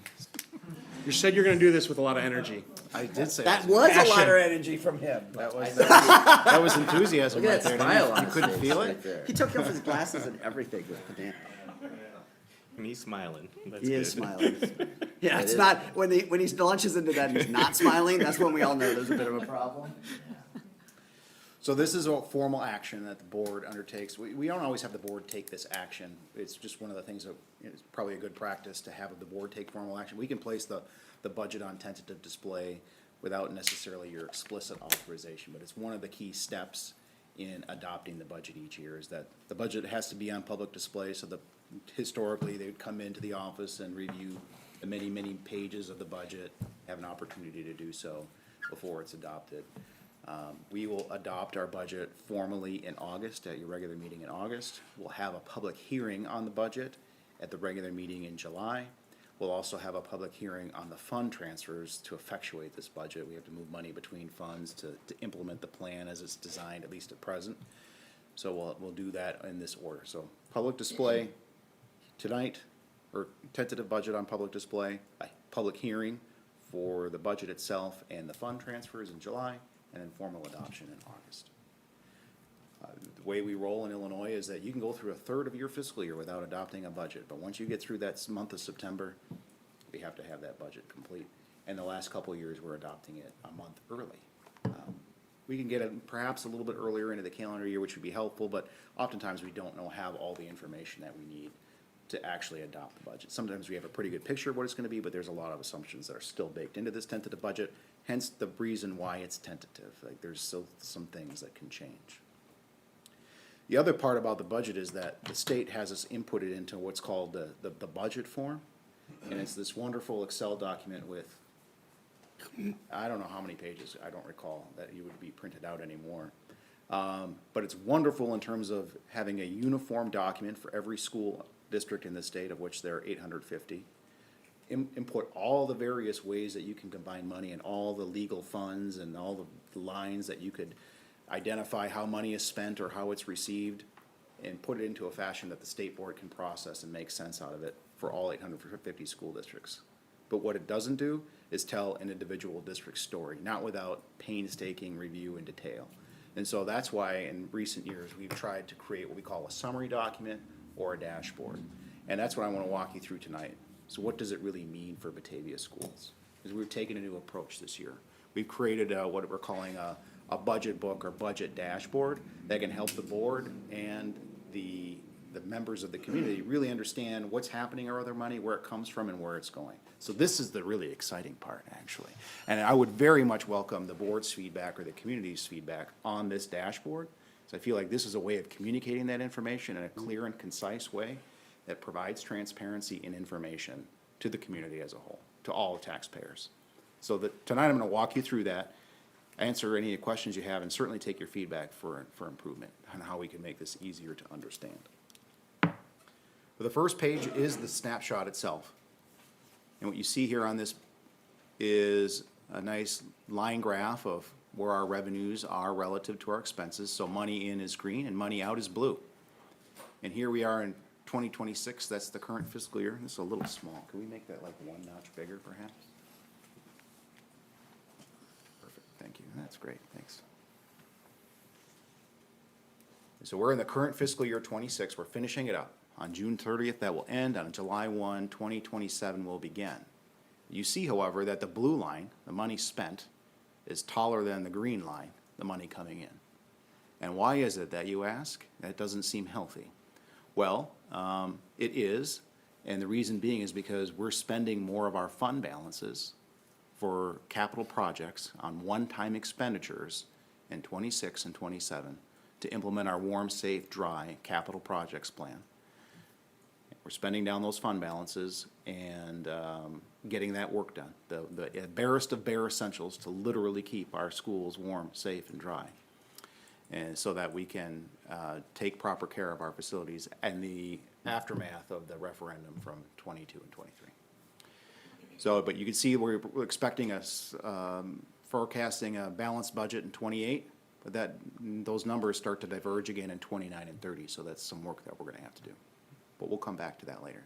This year, we're expecting to spend $4.5 million, $4.4 million more than we take in. Overall, the operating budget that operates our schools, that pays for our teachers and the workbooks and the Chromebooks and pays for the electricity, all those sorts of things, those operating funds are healthy, but we're transferring more money than we can and over a sustained period of time out to fund these capital projects. Total money in this year, 132 million, we'll say. Money out, 136.3. Where does that money come from? Well, here's a graph of that. The lion's share of that money, 98.7 million, is Batavia taxpayers. A little bit of that money comes from the state in the form of EBF, or the evidence-based formula. That's how the state calculates what schools need, what support they need from the state based off of their adequacy targets. And there's a calculation for each individual school district. And then there's other state revenue, which includes money for transportation and special education. But also about 25 million of that 27.7 million is what were called on behalf payments made for teachers' pensions. So this number is included here for reporting purposes. Those on behalf payments we record on our books in terms of our budget to reconcile with the state for reporting purposes, but that money doesn't actually come into the school district's coffers. It's just reported on paper. It's money in, money out on paper that the state pays for teachers' pensions, which means that the other state revenue is right about $2 million, $2.5 million in addition to that state EBF. Take that money away, the vast majority of our money that we spend, the 136 million that we'll spend in this coming fiscal year, is going to come from local Batavians in the form of their taxes. And a little bit of that money, 3.4 million, comes from federal grants, and that's what we discussed a little earlier, Ron, when you asked that question. What does the consolidated district plan cover? The consolidated district plan is all the information that is replicated across all those grants, so you don't have to type it in 7 different times in 7 different ways. We consolidate it into one plan. It makes reporting a little easier, but we have to make sure that in this case, some of that information gets shared with the board. So that's where our money comes from. Well, where does it go? The vast majority of it goes to instruction into the classroom and support services. A very little of it, just a smidge, you can barely see this graph here in terms of community services. A lot of the work that Amy does, in part, not all of it, but a lot of it gets captured there. And then payments to other governmental units. And that again is the money in, money out from those. The vast majority of that is the money in, money out for the TRS. 25 million of that 28 is money that we give back to the state of Illinois for teachers' pensions. What does it look like by object? Vast majority of it is on salaries and benefits. And benefits, again, includes that 25 million for the TRS on behalf payments, and the balance would be for, that lion's share of that balance would be for medical insurance for employees. We also rely very heavily on purchase services. We outsource our transportation entirely. We don't have staff, we don't employ staff directly for student transportation. That's outsourced to Illinois Central. They provide busing services for us. We also rely heavily on GSF. They do our custodial services, so our night, cleaning our schools at night, and the summer, a lot of the summer maintenance work that we do, or cleaning work that we do, is taken care of by GSF, as is our food services. Organic Life provides the contracted services for meals and operating our cafeteria. So we rely more on purchase services than the average school district in Illinois for that reason.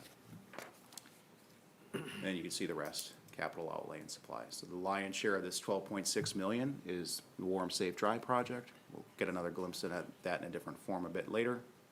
And then other tuition is primarily tuition for students with special needs that are outplaced. They're going to a school elsewhere to provide the support that they need.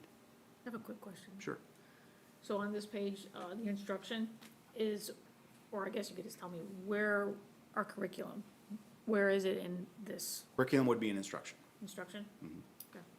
Support services would include, of course, administration, but also things like related services, so social work, counselors, LRCs, technology. A lot of some technology is an instruction if it goes directly into the hands of a student, but if it's support, like maybe technology support for here, let's say central office, it would be in support services.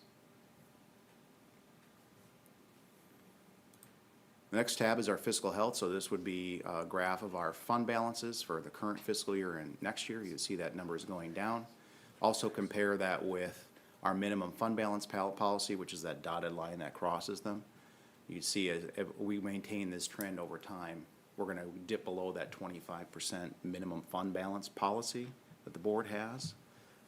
And if we do that, the challenge with that is twofold. One, the board has set a goal that we want to maintain a 3.5 or plus or higher fiscal profile score by the State Board of Education in terms of how they rate the fiscal health of school districts. If we do not have at least 25% of revenues on hand at the end of a fiscal year, we get marked down on that score pretty dramatically, and so we wouldn't be able to maintain that fiscal health score. But worse, we wouldn't have money to withstand any challenges to, maybe revenue doesn't come in as regularly as we would expect. Maybe expenses are more than we would expect. We would have some challenges having enough cash on hand to pay our bills. Historically, go ahead. I was gonna say, you just remind me of an example, Cook County. Yeah, that's a great example right now. If you wanna, do you mind just sharing what that looks like? What, if people were like, what do you mean you didn't receive your, funding or your monies? Yeah, we are in King County. The treasurer's office does a wonderful job of getting the tax bills on, and they work with the clerk to get the tax bills out on time and collect that money and then provide it to all the taxing bodies, and they do a fantastic job with that. In fact, they'll even pay us interest on the money while it's being held in their coffers. They distribute that respective to how many dollars that they have on hand that are owed to us. Fantastic job. In Cook County, however, school districts and all the taxing bodies there have been facing some pretty dramatic challenges. They're implementing some new software. Tax bills were late in going out, and now the money that is owed to all these school districts and other taxing bodies there is just not available. And so what schools have had to do is literally borrow money, trade in their investments, usually much less than they would have otherwise, sooner than they would have expected, and for rates that are much less than they would have expected.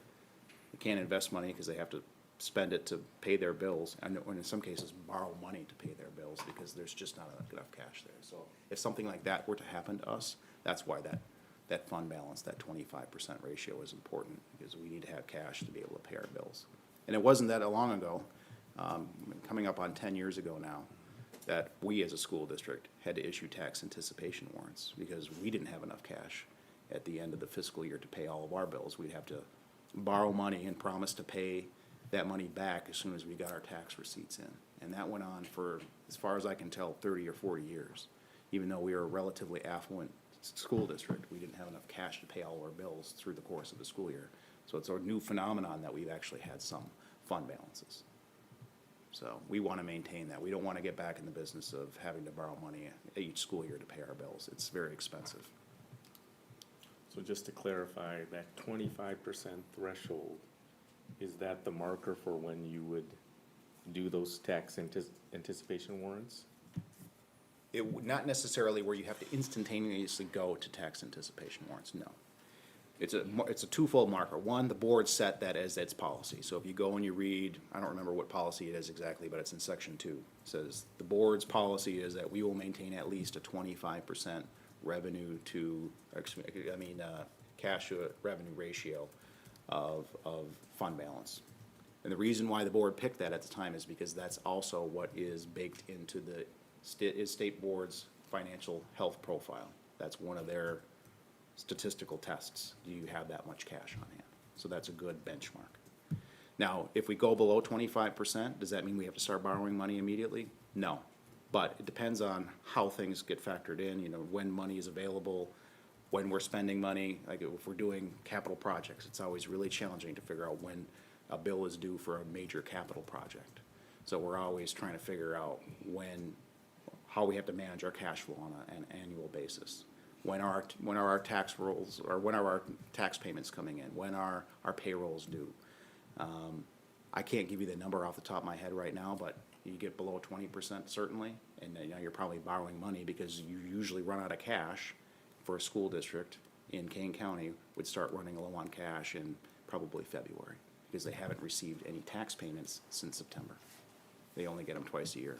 When you go back to this, where money comes from, our local revenue, the vast majority of it, 73% in this example, minus the on behalf payments, all that money is coming locally.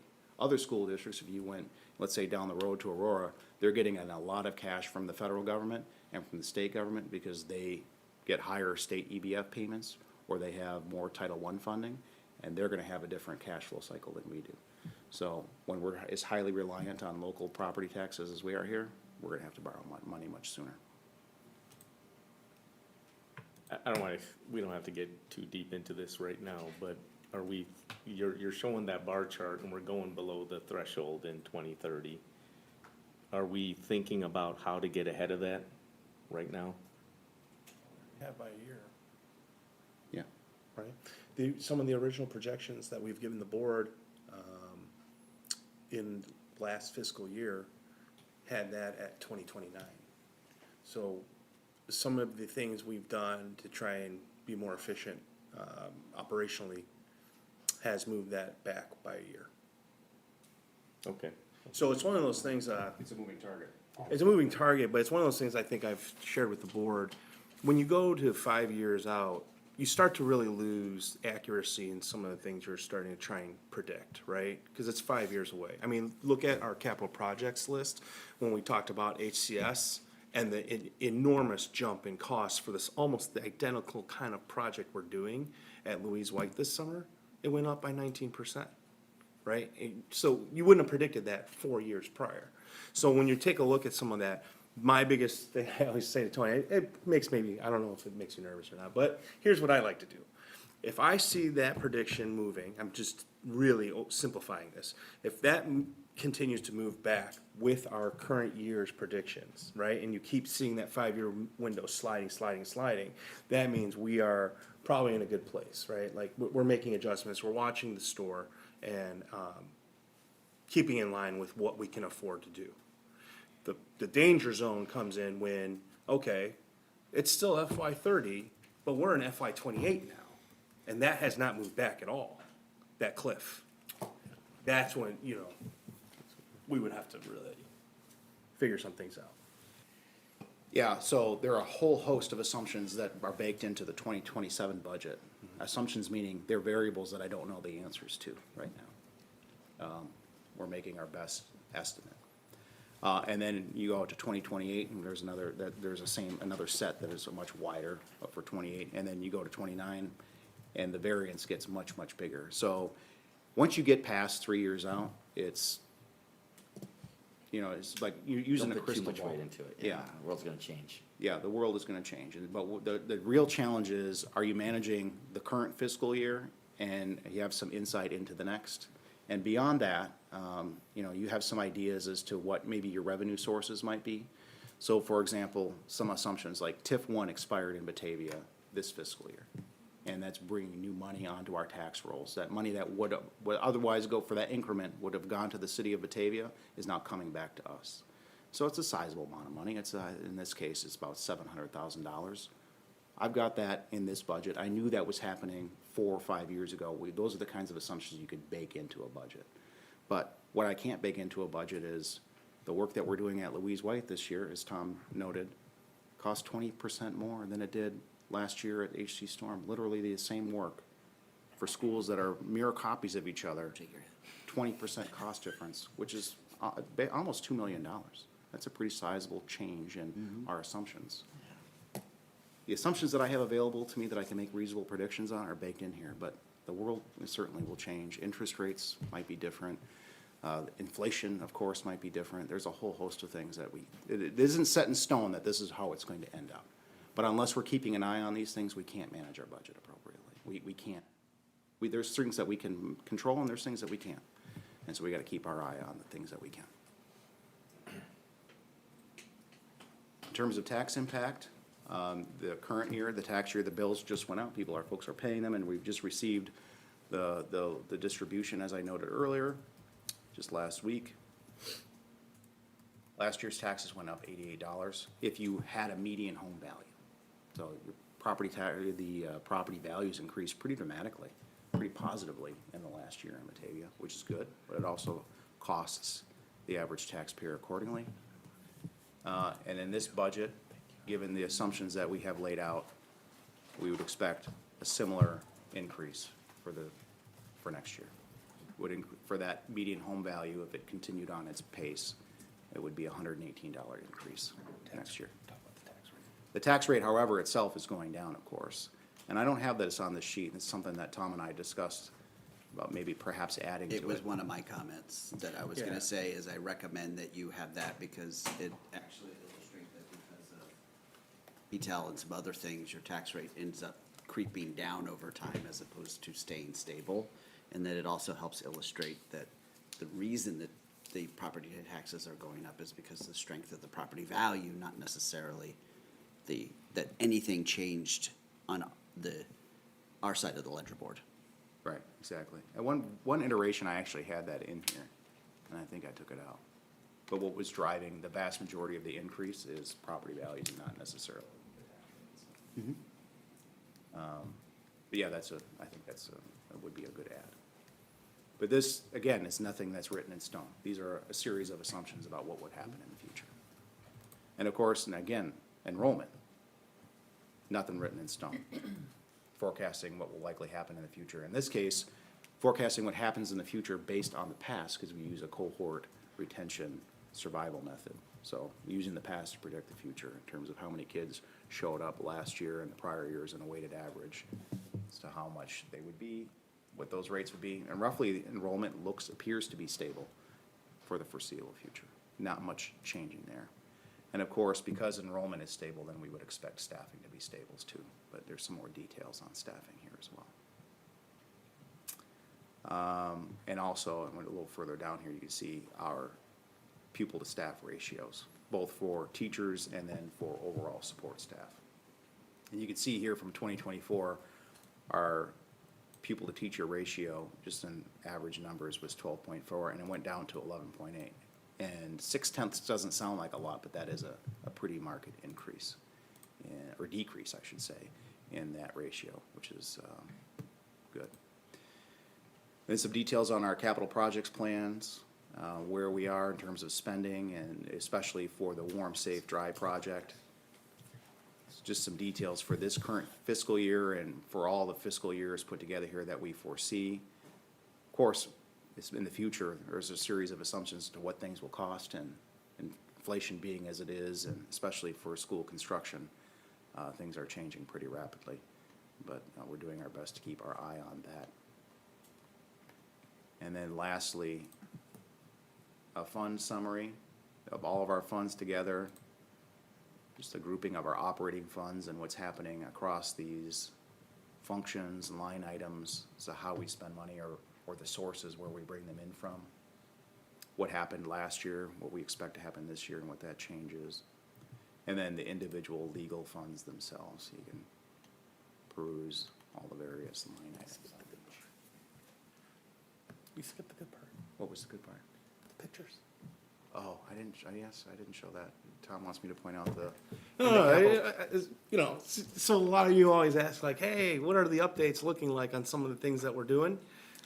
Come on, Tony, that's important, man. It is important. Show them. Well, this is one of those things where it's gonna require some more refinement, but this is just a prototype. Okay. Including the photos It's here. rough draft.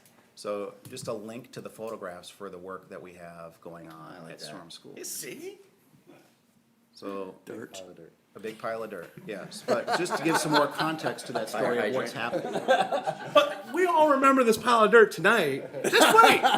In about 7 weeks, this is gonna be amazing what's up there.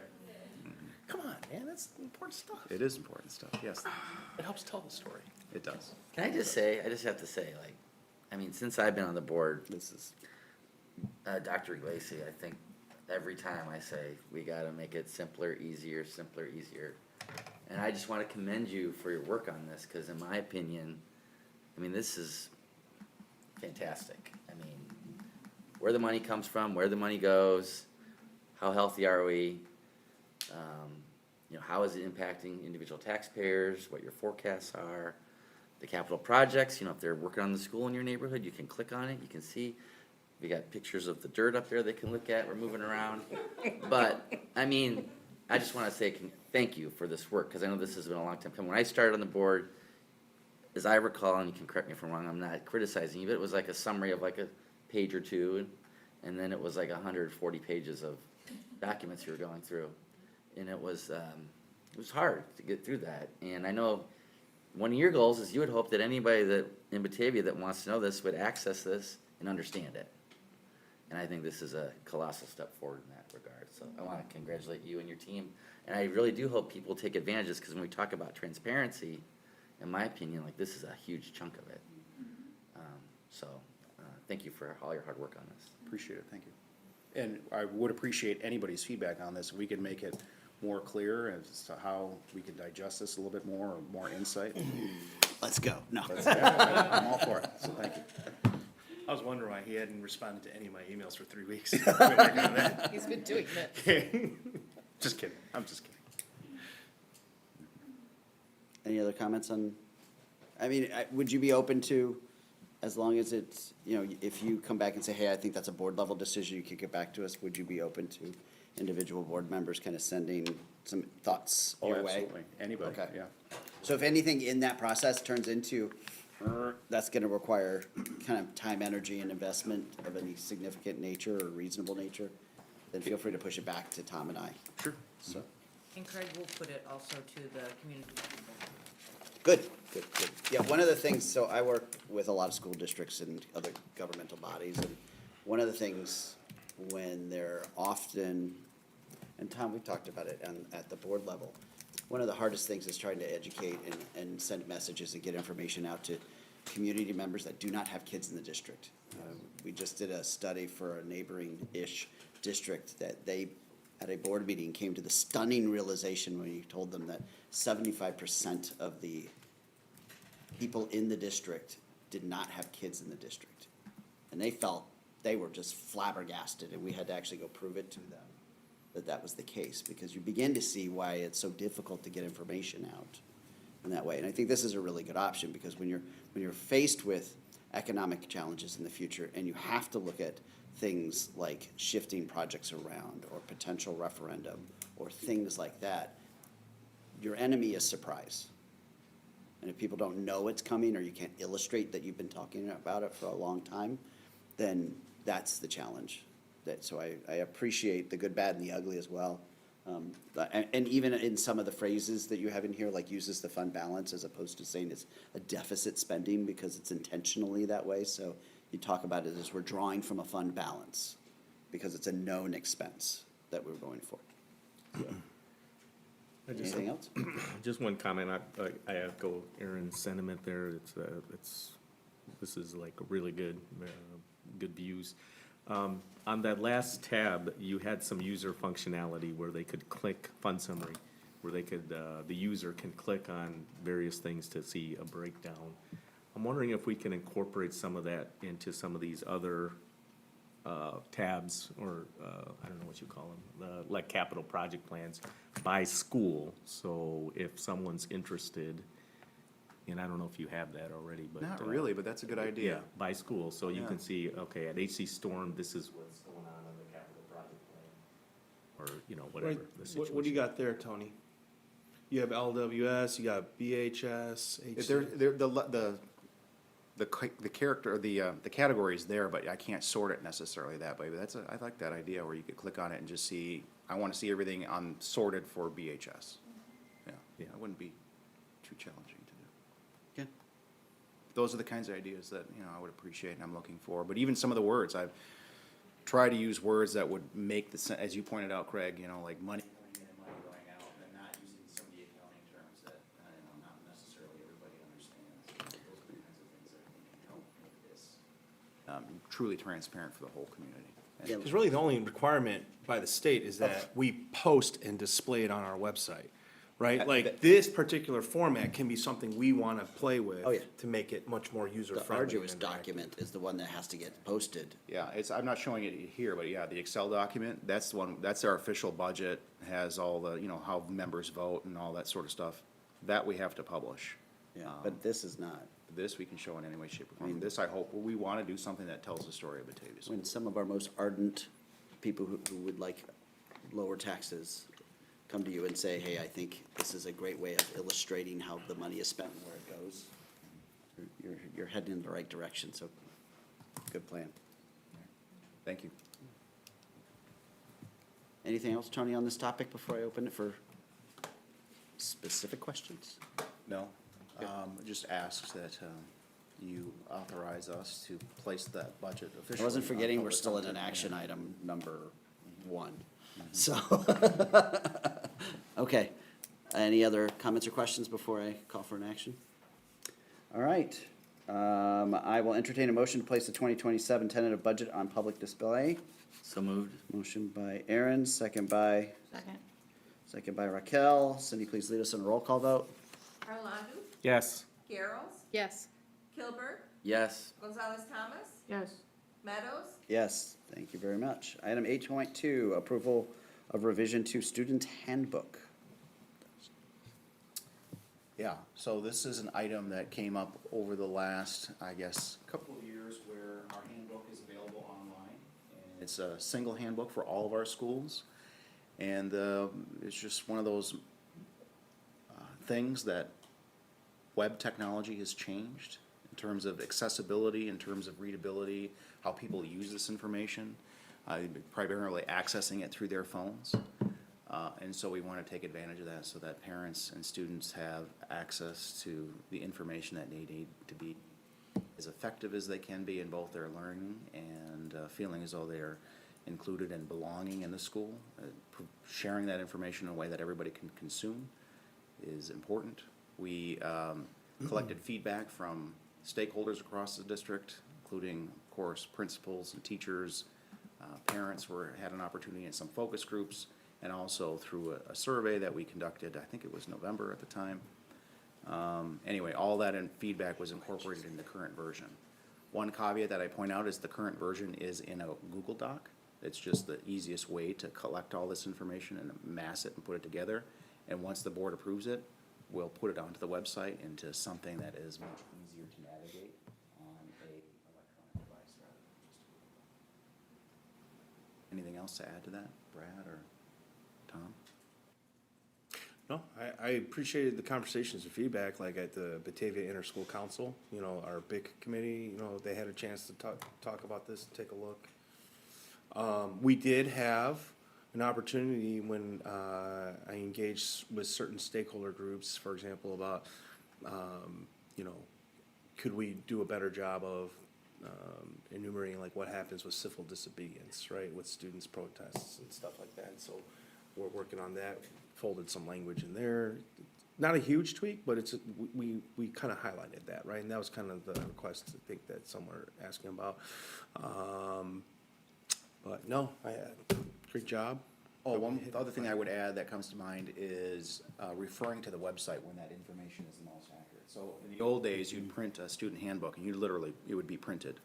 And you wouldn't necessarily, you'd have to replicate the information that was available on the website and in the handbook. And we're trying to minimize where information can get out of date. So if it's published on the website, that's the source of information. For example, the school's arrival and dismissal guidelines, for an elementary school. How do you pull into the parking lot? Which parking lot should you use? What are the do's and don'ts of arrival and dismissal would be an example. And that's available on our school websites. We don't necessarily need to publish it in our handbook, but we can reference parents to it where they can find it from the handbook. Certain Sorry, no, so please. will there be like links then Yes. to? Yes. Yeah. There aren't links in the current version, but once we get this on the website, all the links will be populated, so you can just click the link and follow it. Yeah. But otherwise, we struggle with, you have the same piece of information maybe on 5, 6 different websites, and you've got to change it on all of them so that people aren't being misinformed with old information. Any questions? Okay. I will entertain a motion to approve the revised student handbook framework and authorize administration to finalize and publish the handbook for the 2026-2027 school year, subject to final administrative, legal policy, and formatting review. So moved. So moved by Raquel. Second. Second by Aaron. Please, Cindy, please lead us in a roll call vote. Gilbert, Yes. Gonzalez Thomas, Yes. Girls, Yes. Erlandu, Yes. Meadows, Yes. Motion passes. Thank you. Authorization to replace outdated security cameras. All right, so I'll start with a little bit of history on this. The district, we've been using cameras for about 20 years or so. Some of these that we're talking about tonight are still in service. They are tanks. As you know, camera technology has changed rapidly over the years, so that's one of the reasons for the attention. These cameras, they're primarily used for like building functions, like using at the doors to like open doors for some of the people that come visit our schools. Kind of having building awareness of things going on in the building, and then of course anything safety related incidents, things like that. It's controlled through kind of the role of positions in the district, so certain staff have specific roles in the buildings. They have access to that, some administration, things like that. We also have some monitoring stations in the front offices of some of all the buildings that have monitoring capability there as well. Many of these cameras being replaced, obviously 20 years is a long time in this technology world especially. Being that these were installed 20 years ago, that technology was literally just a wire with a camera. Nowadays, they're basically little computers. So these changes that I'm trying to make here is building a cycle to start this process and slowly keep working forward here with this. I've been doing this pretty much, I think I started in 2017 to slowly start working through this. As the district, we have about around 500 or so cameras as a whole. These 130 or so are the last few that, not few, but need to be replaced. My biggest concern, honestly, is the reliability of it. Some of these things gather moisture inside of them, they fail, things like that cause issues, and then we're like sporadically replacing them.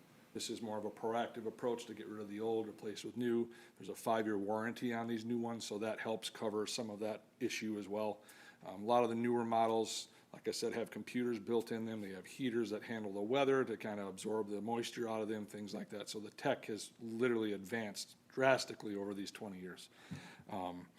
As far as support and things like that, they have software updates and things like that, being that they're computer-based devices now, we're actually able to push updates to them dynamically from a chair instead of pulling them down, plugging in something and running something on them. So by far better to manage. Most of this stuff's been handled like sporadically in the past few years through construction projects and things that happen or by request. We'll be adding a camera here or there, like, oh, we got a blind spot here or a thing there that they want to cover. We support that as well. So this is going to cover a lot of areas that we've been trying to get fixed for a while. A lot of these older cameras are like just a single view versus other options that are out in the world today.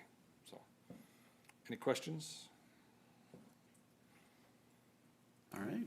Thanks. Hearing none, I will entertain a motion to authorize the replacement of end-of-life district community security cameras through ITR systems at the cost of $125,635.71. So moved. Motion by Rob, Second. second by Aaron. Cindy, please lead us in a roll call vote.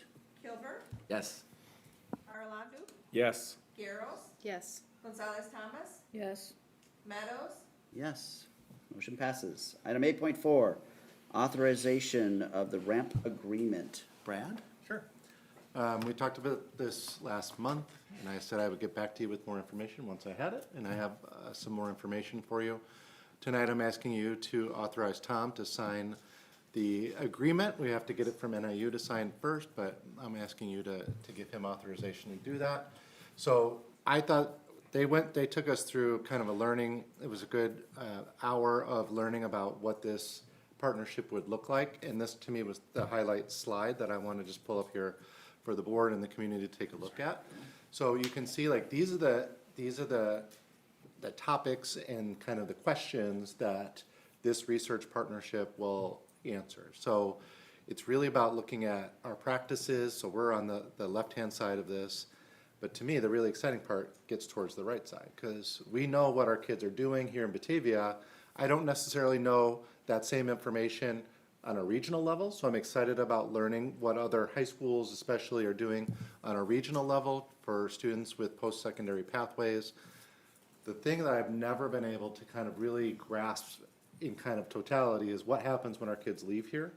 What is their trajectory? So this partnership, to me, answers some of these questions on the right, which to me is really exciting information and will give us kind of a back channel to know if our programming is doing the right thing. So because we're a partner with West Aurora, Valleys, Batavia, and Wabansie, and the NIU is the host, so it spans the K-12 world and then the post-secondary world as well. So looking at some of these questions, what's the conversion rate of community college dual credit students who enroll at a community college post-high school? So like that matriculation, it's great that kids get dual credit while in high school. What are they doing with that? Are they going to four-year universities?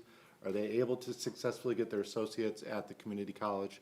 Those are some of the exciting questions that this partnership will help us to answer. So I thought this was the best slide to show the board in terms of some of the questions that this agreement will allow us to participate in and have this through Ed Systems, which is running out of Northern Illinois. Any questions? So if I'm understanding this right, so this is like, so, you know, students go through the district, they complete their time here, and then they move on. And, you know, we have test scores and graduation rates and who gets accepted to school, but we never really had this feedback loop of like, okay, like how are they really doing when they're 1, 2, 3 years out? So I think this is gonna be a great tool because it's gonna, hopefully this feedback, if I'm interpreting this correctly, will help us make better decisions on how we're preparing them for whatever career path or, you know, future they wanna Whether it's pursue. programming, counseling, job awareness, those types of things, we can improve, but it's hard to know. We get very limited information from Wabansie right now about like students who have to take remedial coursework. Like ours is very low. So it's kind of a great thing for our district, but I don't know how that compares to other districts. What our students, how are they actually performing at the community college level, and then how are they performing at that four-year university? So it's exciting. Do you know what that looks like, what Brad's referring to with a student who graduates from Batavia High School who may have to take a zero credit class at Wabansie? You guys, I know you guys tell me, don't ever assume we just know things, right? So I just wanna make sure we're all. I think on we've the talked same about page. it in the past board meetings too. Okay. Yeah, remedial coursework at Good question. the community college and the college level is real bad for our students. Like, we want to avoid that at all costs. One, you can't get loans to cover any of those classes, so students are paying out of pocket to take a non-credit bearing course. They have to get that zero level course to get in the 100 level courses. They can't get loans to do that, and they're not advancing towards their degree. So we want to make sure our students, when they leave here, they're prepared for that community college and freshman year especially at the four-year university, that they're successful there. That's a huge piece of it. We just don't get a lot of feedback about how that's going. Anecdotally, people come back and tell us, but it'd be nice to know on a systematic level how our students are performing and what we can do to better help them. Well, I, for one, am excited to at least see some of the information on dual credits that might help us, because we're actually quite strong compared to a lot of other districts on the level of dual credits that we offer. And to be able to kind of track the actual kind of success of that because of the time, energy, and effort that our staff put in to run both AP programs and dual credit programs, because different students may be differently successful at each one of those, you know. And kind of, like, just within our system, like, you know, I have a good connection with West Aurora and Wabansie, so like I feel very comfortable in our neighborhood, but like we also have a Central Illinois, it's a part of our cohort, and then CPS, so Chicago Public Schools. So like, for example, I'm excited about that because like if we look at our dual credit numbers and we see that Hispanic students are not taking dual credit courses at the same rate that we would expect them to. If I can find a partner who has great success in that, that's like money for me. So I can go ask them, like, what are you doing to get students in advanced coursework at your high schools? And that would be a great boon for our students as well, is to bring back that knowledge and programming that they use. Any questions? All right. I will entertain a motion to authorize the superintendent to sign the RAMP data sharing agreement. So moved. Motion by Raquel. Second. Second by Rob. Cindy, please lead us in a roll call vote. Gonzalez Thomas, Yes. Arlandu, Yes. Garrels, Yes. Meadows, Yes. Kilberg, Yes. Motion passes. Thank you very much. All right. Buried the lead for the night. So this night's item 8.5 is a vote to appoint the candidate for board vacancy for the seat of Katie Sosicki. One thing I do want to note before I kind of get into the kind of prepared statement, as it were, is we need to, because of state rules, actually identify a person to pick to cover a specific seat, since we have two. They are still up for election, which I'll explain in a minute, in the April meeting. So it's kind of a matter of perfunctory requirements on a governmental side of things. So what we do want to make sure that everybody's aware is that the Board of Education would like to thank all the applicants for the time, effort, and thoughtful consideration they put into applying for our board member vacancies. Following a comprehensive review and discussion of the impressive pool of 22 applicants, the board narrowed down the field of interviewees. Having completed those interviews in our deliberations, we have selected the candidates to fill the vacant seats. The board deeply appreciates the interest shown by all of our candidates to serve our community and highly encourages anyone interested to consider for running for office and placing your name on the ballot for the upcoming 2027 election. For this evening, we will be voting on one of the selected candidates, Tara Gray, who's trying for the last day to hide in the back of the space. So, before we get to it, are there any questions or comments from the board about anything regarding the process or anything else? I just want to reiterate that I feel like we had some really wonderful candidates, and just thank everyone that applied. Yeah, the real challenge was like everybody we think that applied like could do the job, right? And would be positioned very well, which is why we're encouraging them to put their name out there if they're so interested, because we think that, you know, we were able to pick from people that are very engaged and very open and very kind of embraced in a lot of ways within the district. So I would echo that. Okay. So hearing no questions or comments, I will entertain a motion from the Board of Education to appoint Tara Gray to fill the board vacancy created by the resignation of Katie Sosicki to serve until the next regular school election of April 2027. So moved. So moved by Raquel. Second. Who's, Katie, all right, Kristen, good Lord. All right, Cindy, please lead us in a roll call vote. Garrels, Yes. Arlandu, Yes. Gonzalez Thomas, Yes. Meadows, Yes. Kilberg, Yes. Motion passes. Tara, can you please come up here and meet me up here? So. Yeah, we're doing it. Yeah, we're doing it.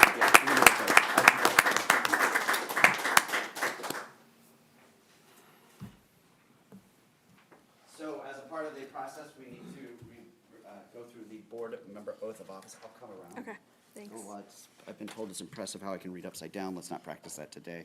So, school board member, oath of office, so I will repeat it. You can then go through. I'll kind of chunk it by each of these bold areas. Do so I you need know. to say it back to you? You just literally Okay, have to good. say it back to me. So, I do solemnly swear that I will faithfully discharge the duties of the office of member of the Board of Education of Batavia School District in accordance with the Constitution of the United States and the Constitution of the State of Illinois and the laws of the State of Illinois to the best of my ability.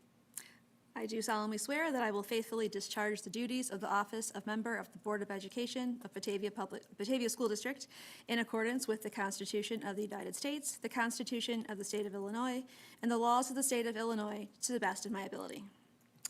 I further swear that I shall respect taxpayer interests by serving as a faithful protector of the school district's assets. I further swear that I shall respect taxpayer interests by serving as a faithful protector of the school district's assets. I shall encourage and respect free expression of opinions by my fellow board members and others who seek a hearing before the board while respecting the privacy of students and employees. I shall encourage and respect the free expression of opinion by my fellow board members and others who seek a hearing before the board while respecting the privacy of students and employees.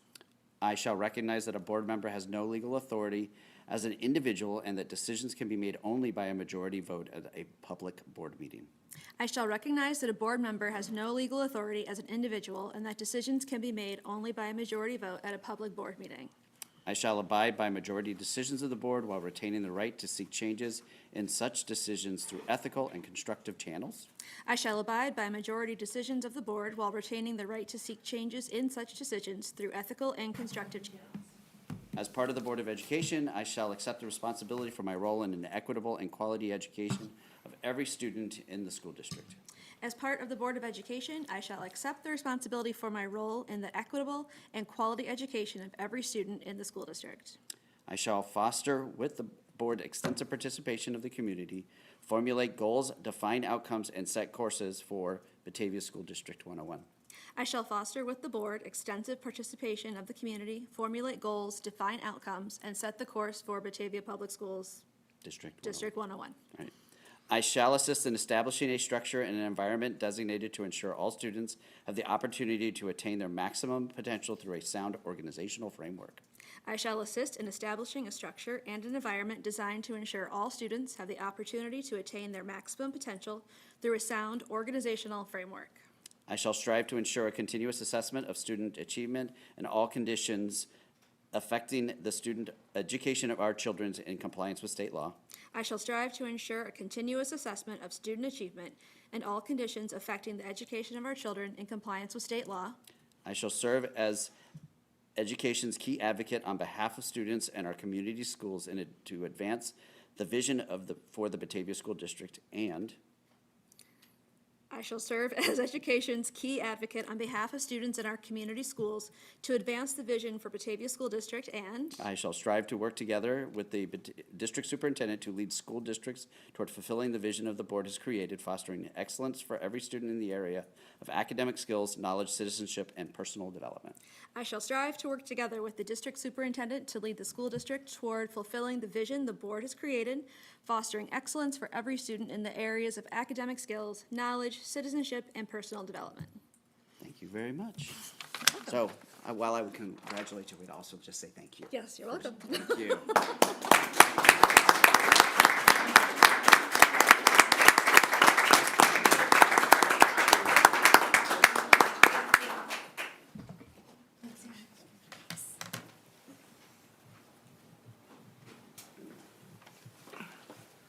All right, thank you very much. Welcome to the dais, as it were. So, item 9 is board comments, superintendent comments. Tom? I'll be brief. I just hope everyone's enjoying their summer. Welcome to the Board of Education. Thank you. It's great. And looking forward to working with you and the whole board. I know we'll get one more seat filled. On that note, I just want to thank our administrators who are kind of plowing through the work to prepare for our next school year. We have been having meetings about how to handle some of the things we want to open with the year and what we know we have to have planned out for the coming school year. So, but I'm hoping also everyone's finding their time to recharge. So that's all. All right. So, For Tara's benefit, I'm not gonna make her start with board comments. So Kristen, would you do us the honor today? Sure. Okay. Welcome to Tara, and I want to say thank you to the rest of the board members for, I feel like the process went well, and so thank you for your collaboration, and I hope everyone's having a good summer. I'm gonna echo exactly what she said, so welcome, Tara, look forward to working with you, and hope everyone's having a great summer, and looking forward to getting the next school year started. So, yeah, welcome, Tara. Thank you. Happy Pride Month, and I just hope everyone's enjoying their summer. Welcome, Ms. Gray, to the board. I also want to say thank you to everyone who applied to serve on the Board of Education. We're very lucky to have a lot of talented people that want to give their time and talent to serve the community. So I want to thank everybody who went through that process. And I want to wish everyone a safe 4th of July. And I do want to recognize that even though we're on summer break, there is a lot of work going on. And by the time we meet for our next board meeting, we'll be like ramping up full speed ahead, and school will be right around the corner. So thank you for all those people that are working so hard right now to make us capable to start the year in a fine fashion. All right, I go last, so. My name's Tara Gray. I'm a 22-year resident of Batavia. My oldest son will be a sophomore in college in the fall, and my younger son will be a junior at the high school. I served on the Park District Board of Commissioners for 2 terms, which was 12 years. I did not run in 2025, so I took a year off, and this position came up, and I thought maybe it's time to get back into volunteering and being involved in the community. So I'm excited, looking forward to it. I know it'll be challenging, but I also know it will be very rewarding. So thanks for the opportunity. Thank you. All right, I do want a couple of things. One, Mark, who's not here for once, right, has out-echoed, like when July 4th hits, that's when he starts getting kind of, that's the litmus test for when you're gonna, and things are gonna go. So I know my own wife at home and other people's, that when they start thinking about, so it always feels like it truncates your summer a bit. So enjoy the last couple of weeks at least before that, but try not to panic too much. It'll be fine. Everything usually works out. And then, again, thank you, Tara, for putting your time, and thank you to everybody that went through the process, particularly those that came to the interviews and dedicated some time and thoughts that they put into being able to do that process and really kind of make it difficult and hard on us. And then thank you lastly to the board that I think we really worked through a really clean, clear, and effective process, and where we all were able to kind of talk openly and collaborate with each other to determine how we wanted this process to go, because there is no script for this. There are just specific dates. And so I do appreciate everybody's process for that. And then the last 2 things is enjoy your summer and your time. And then lastly, happy Pride Month to everyone. So thank you very much. All right. With that, I will entertain a motion to adjourn. So moved. So moved by Raquel. Second. Second by Rob. All in favor? Aye. Good job, Tara, you passed. Item 9, and it is now 9:12 PM, and the meeting is adjourned. Thank you, everybody, for coming today. Thank you for those that stuck around. Appreciate it. Thank you. Sometimes not everybody does that, and I appreciate those that stayed halfway, too. So, thank you. All right.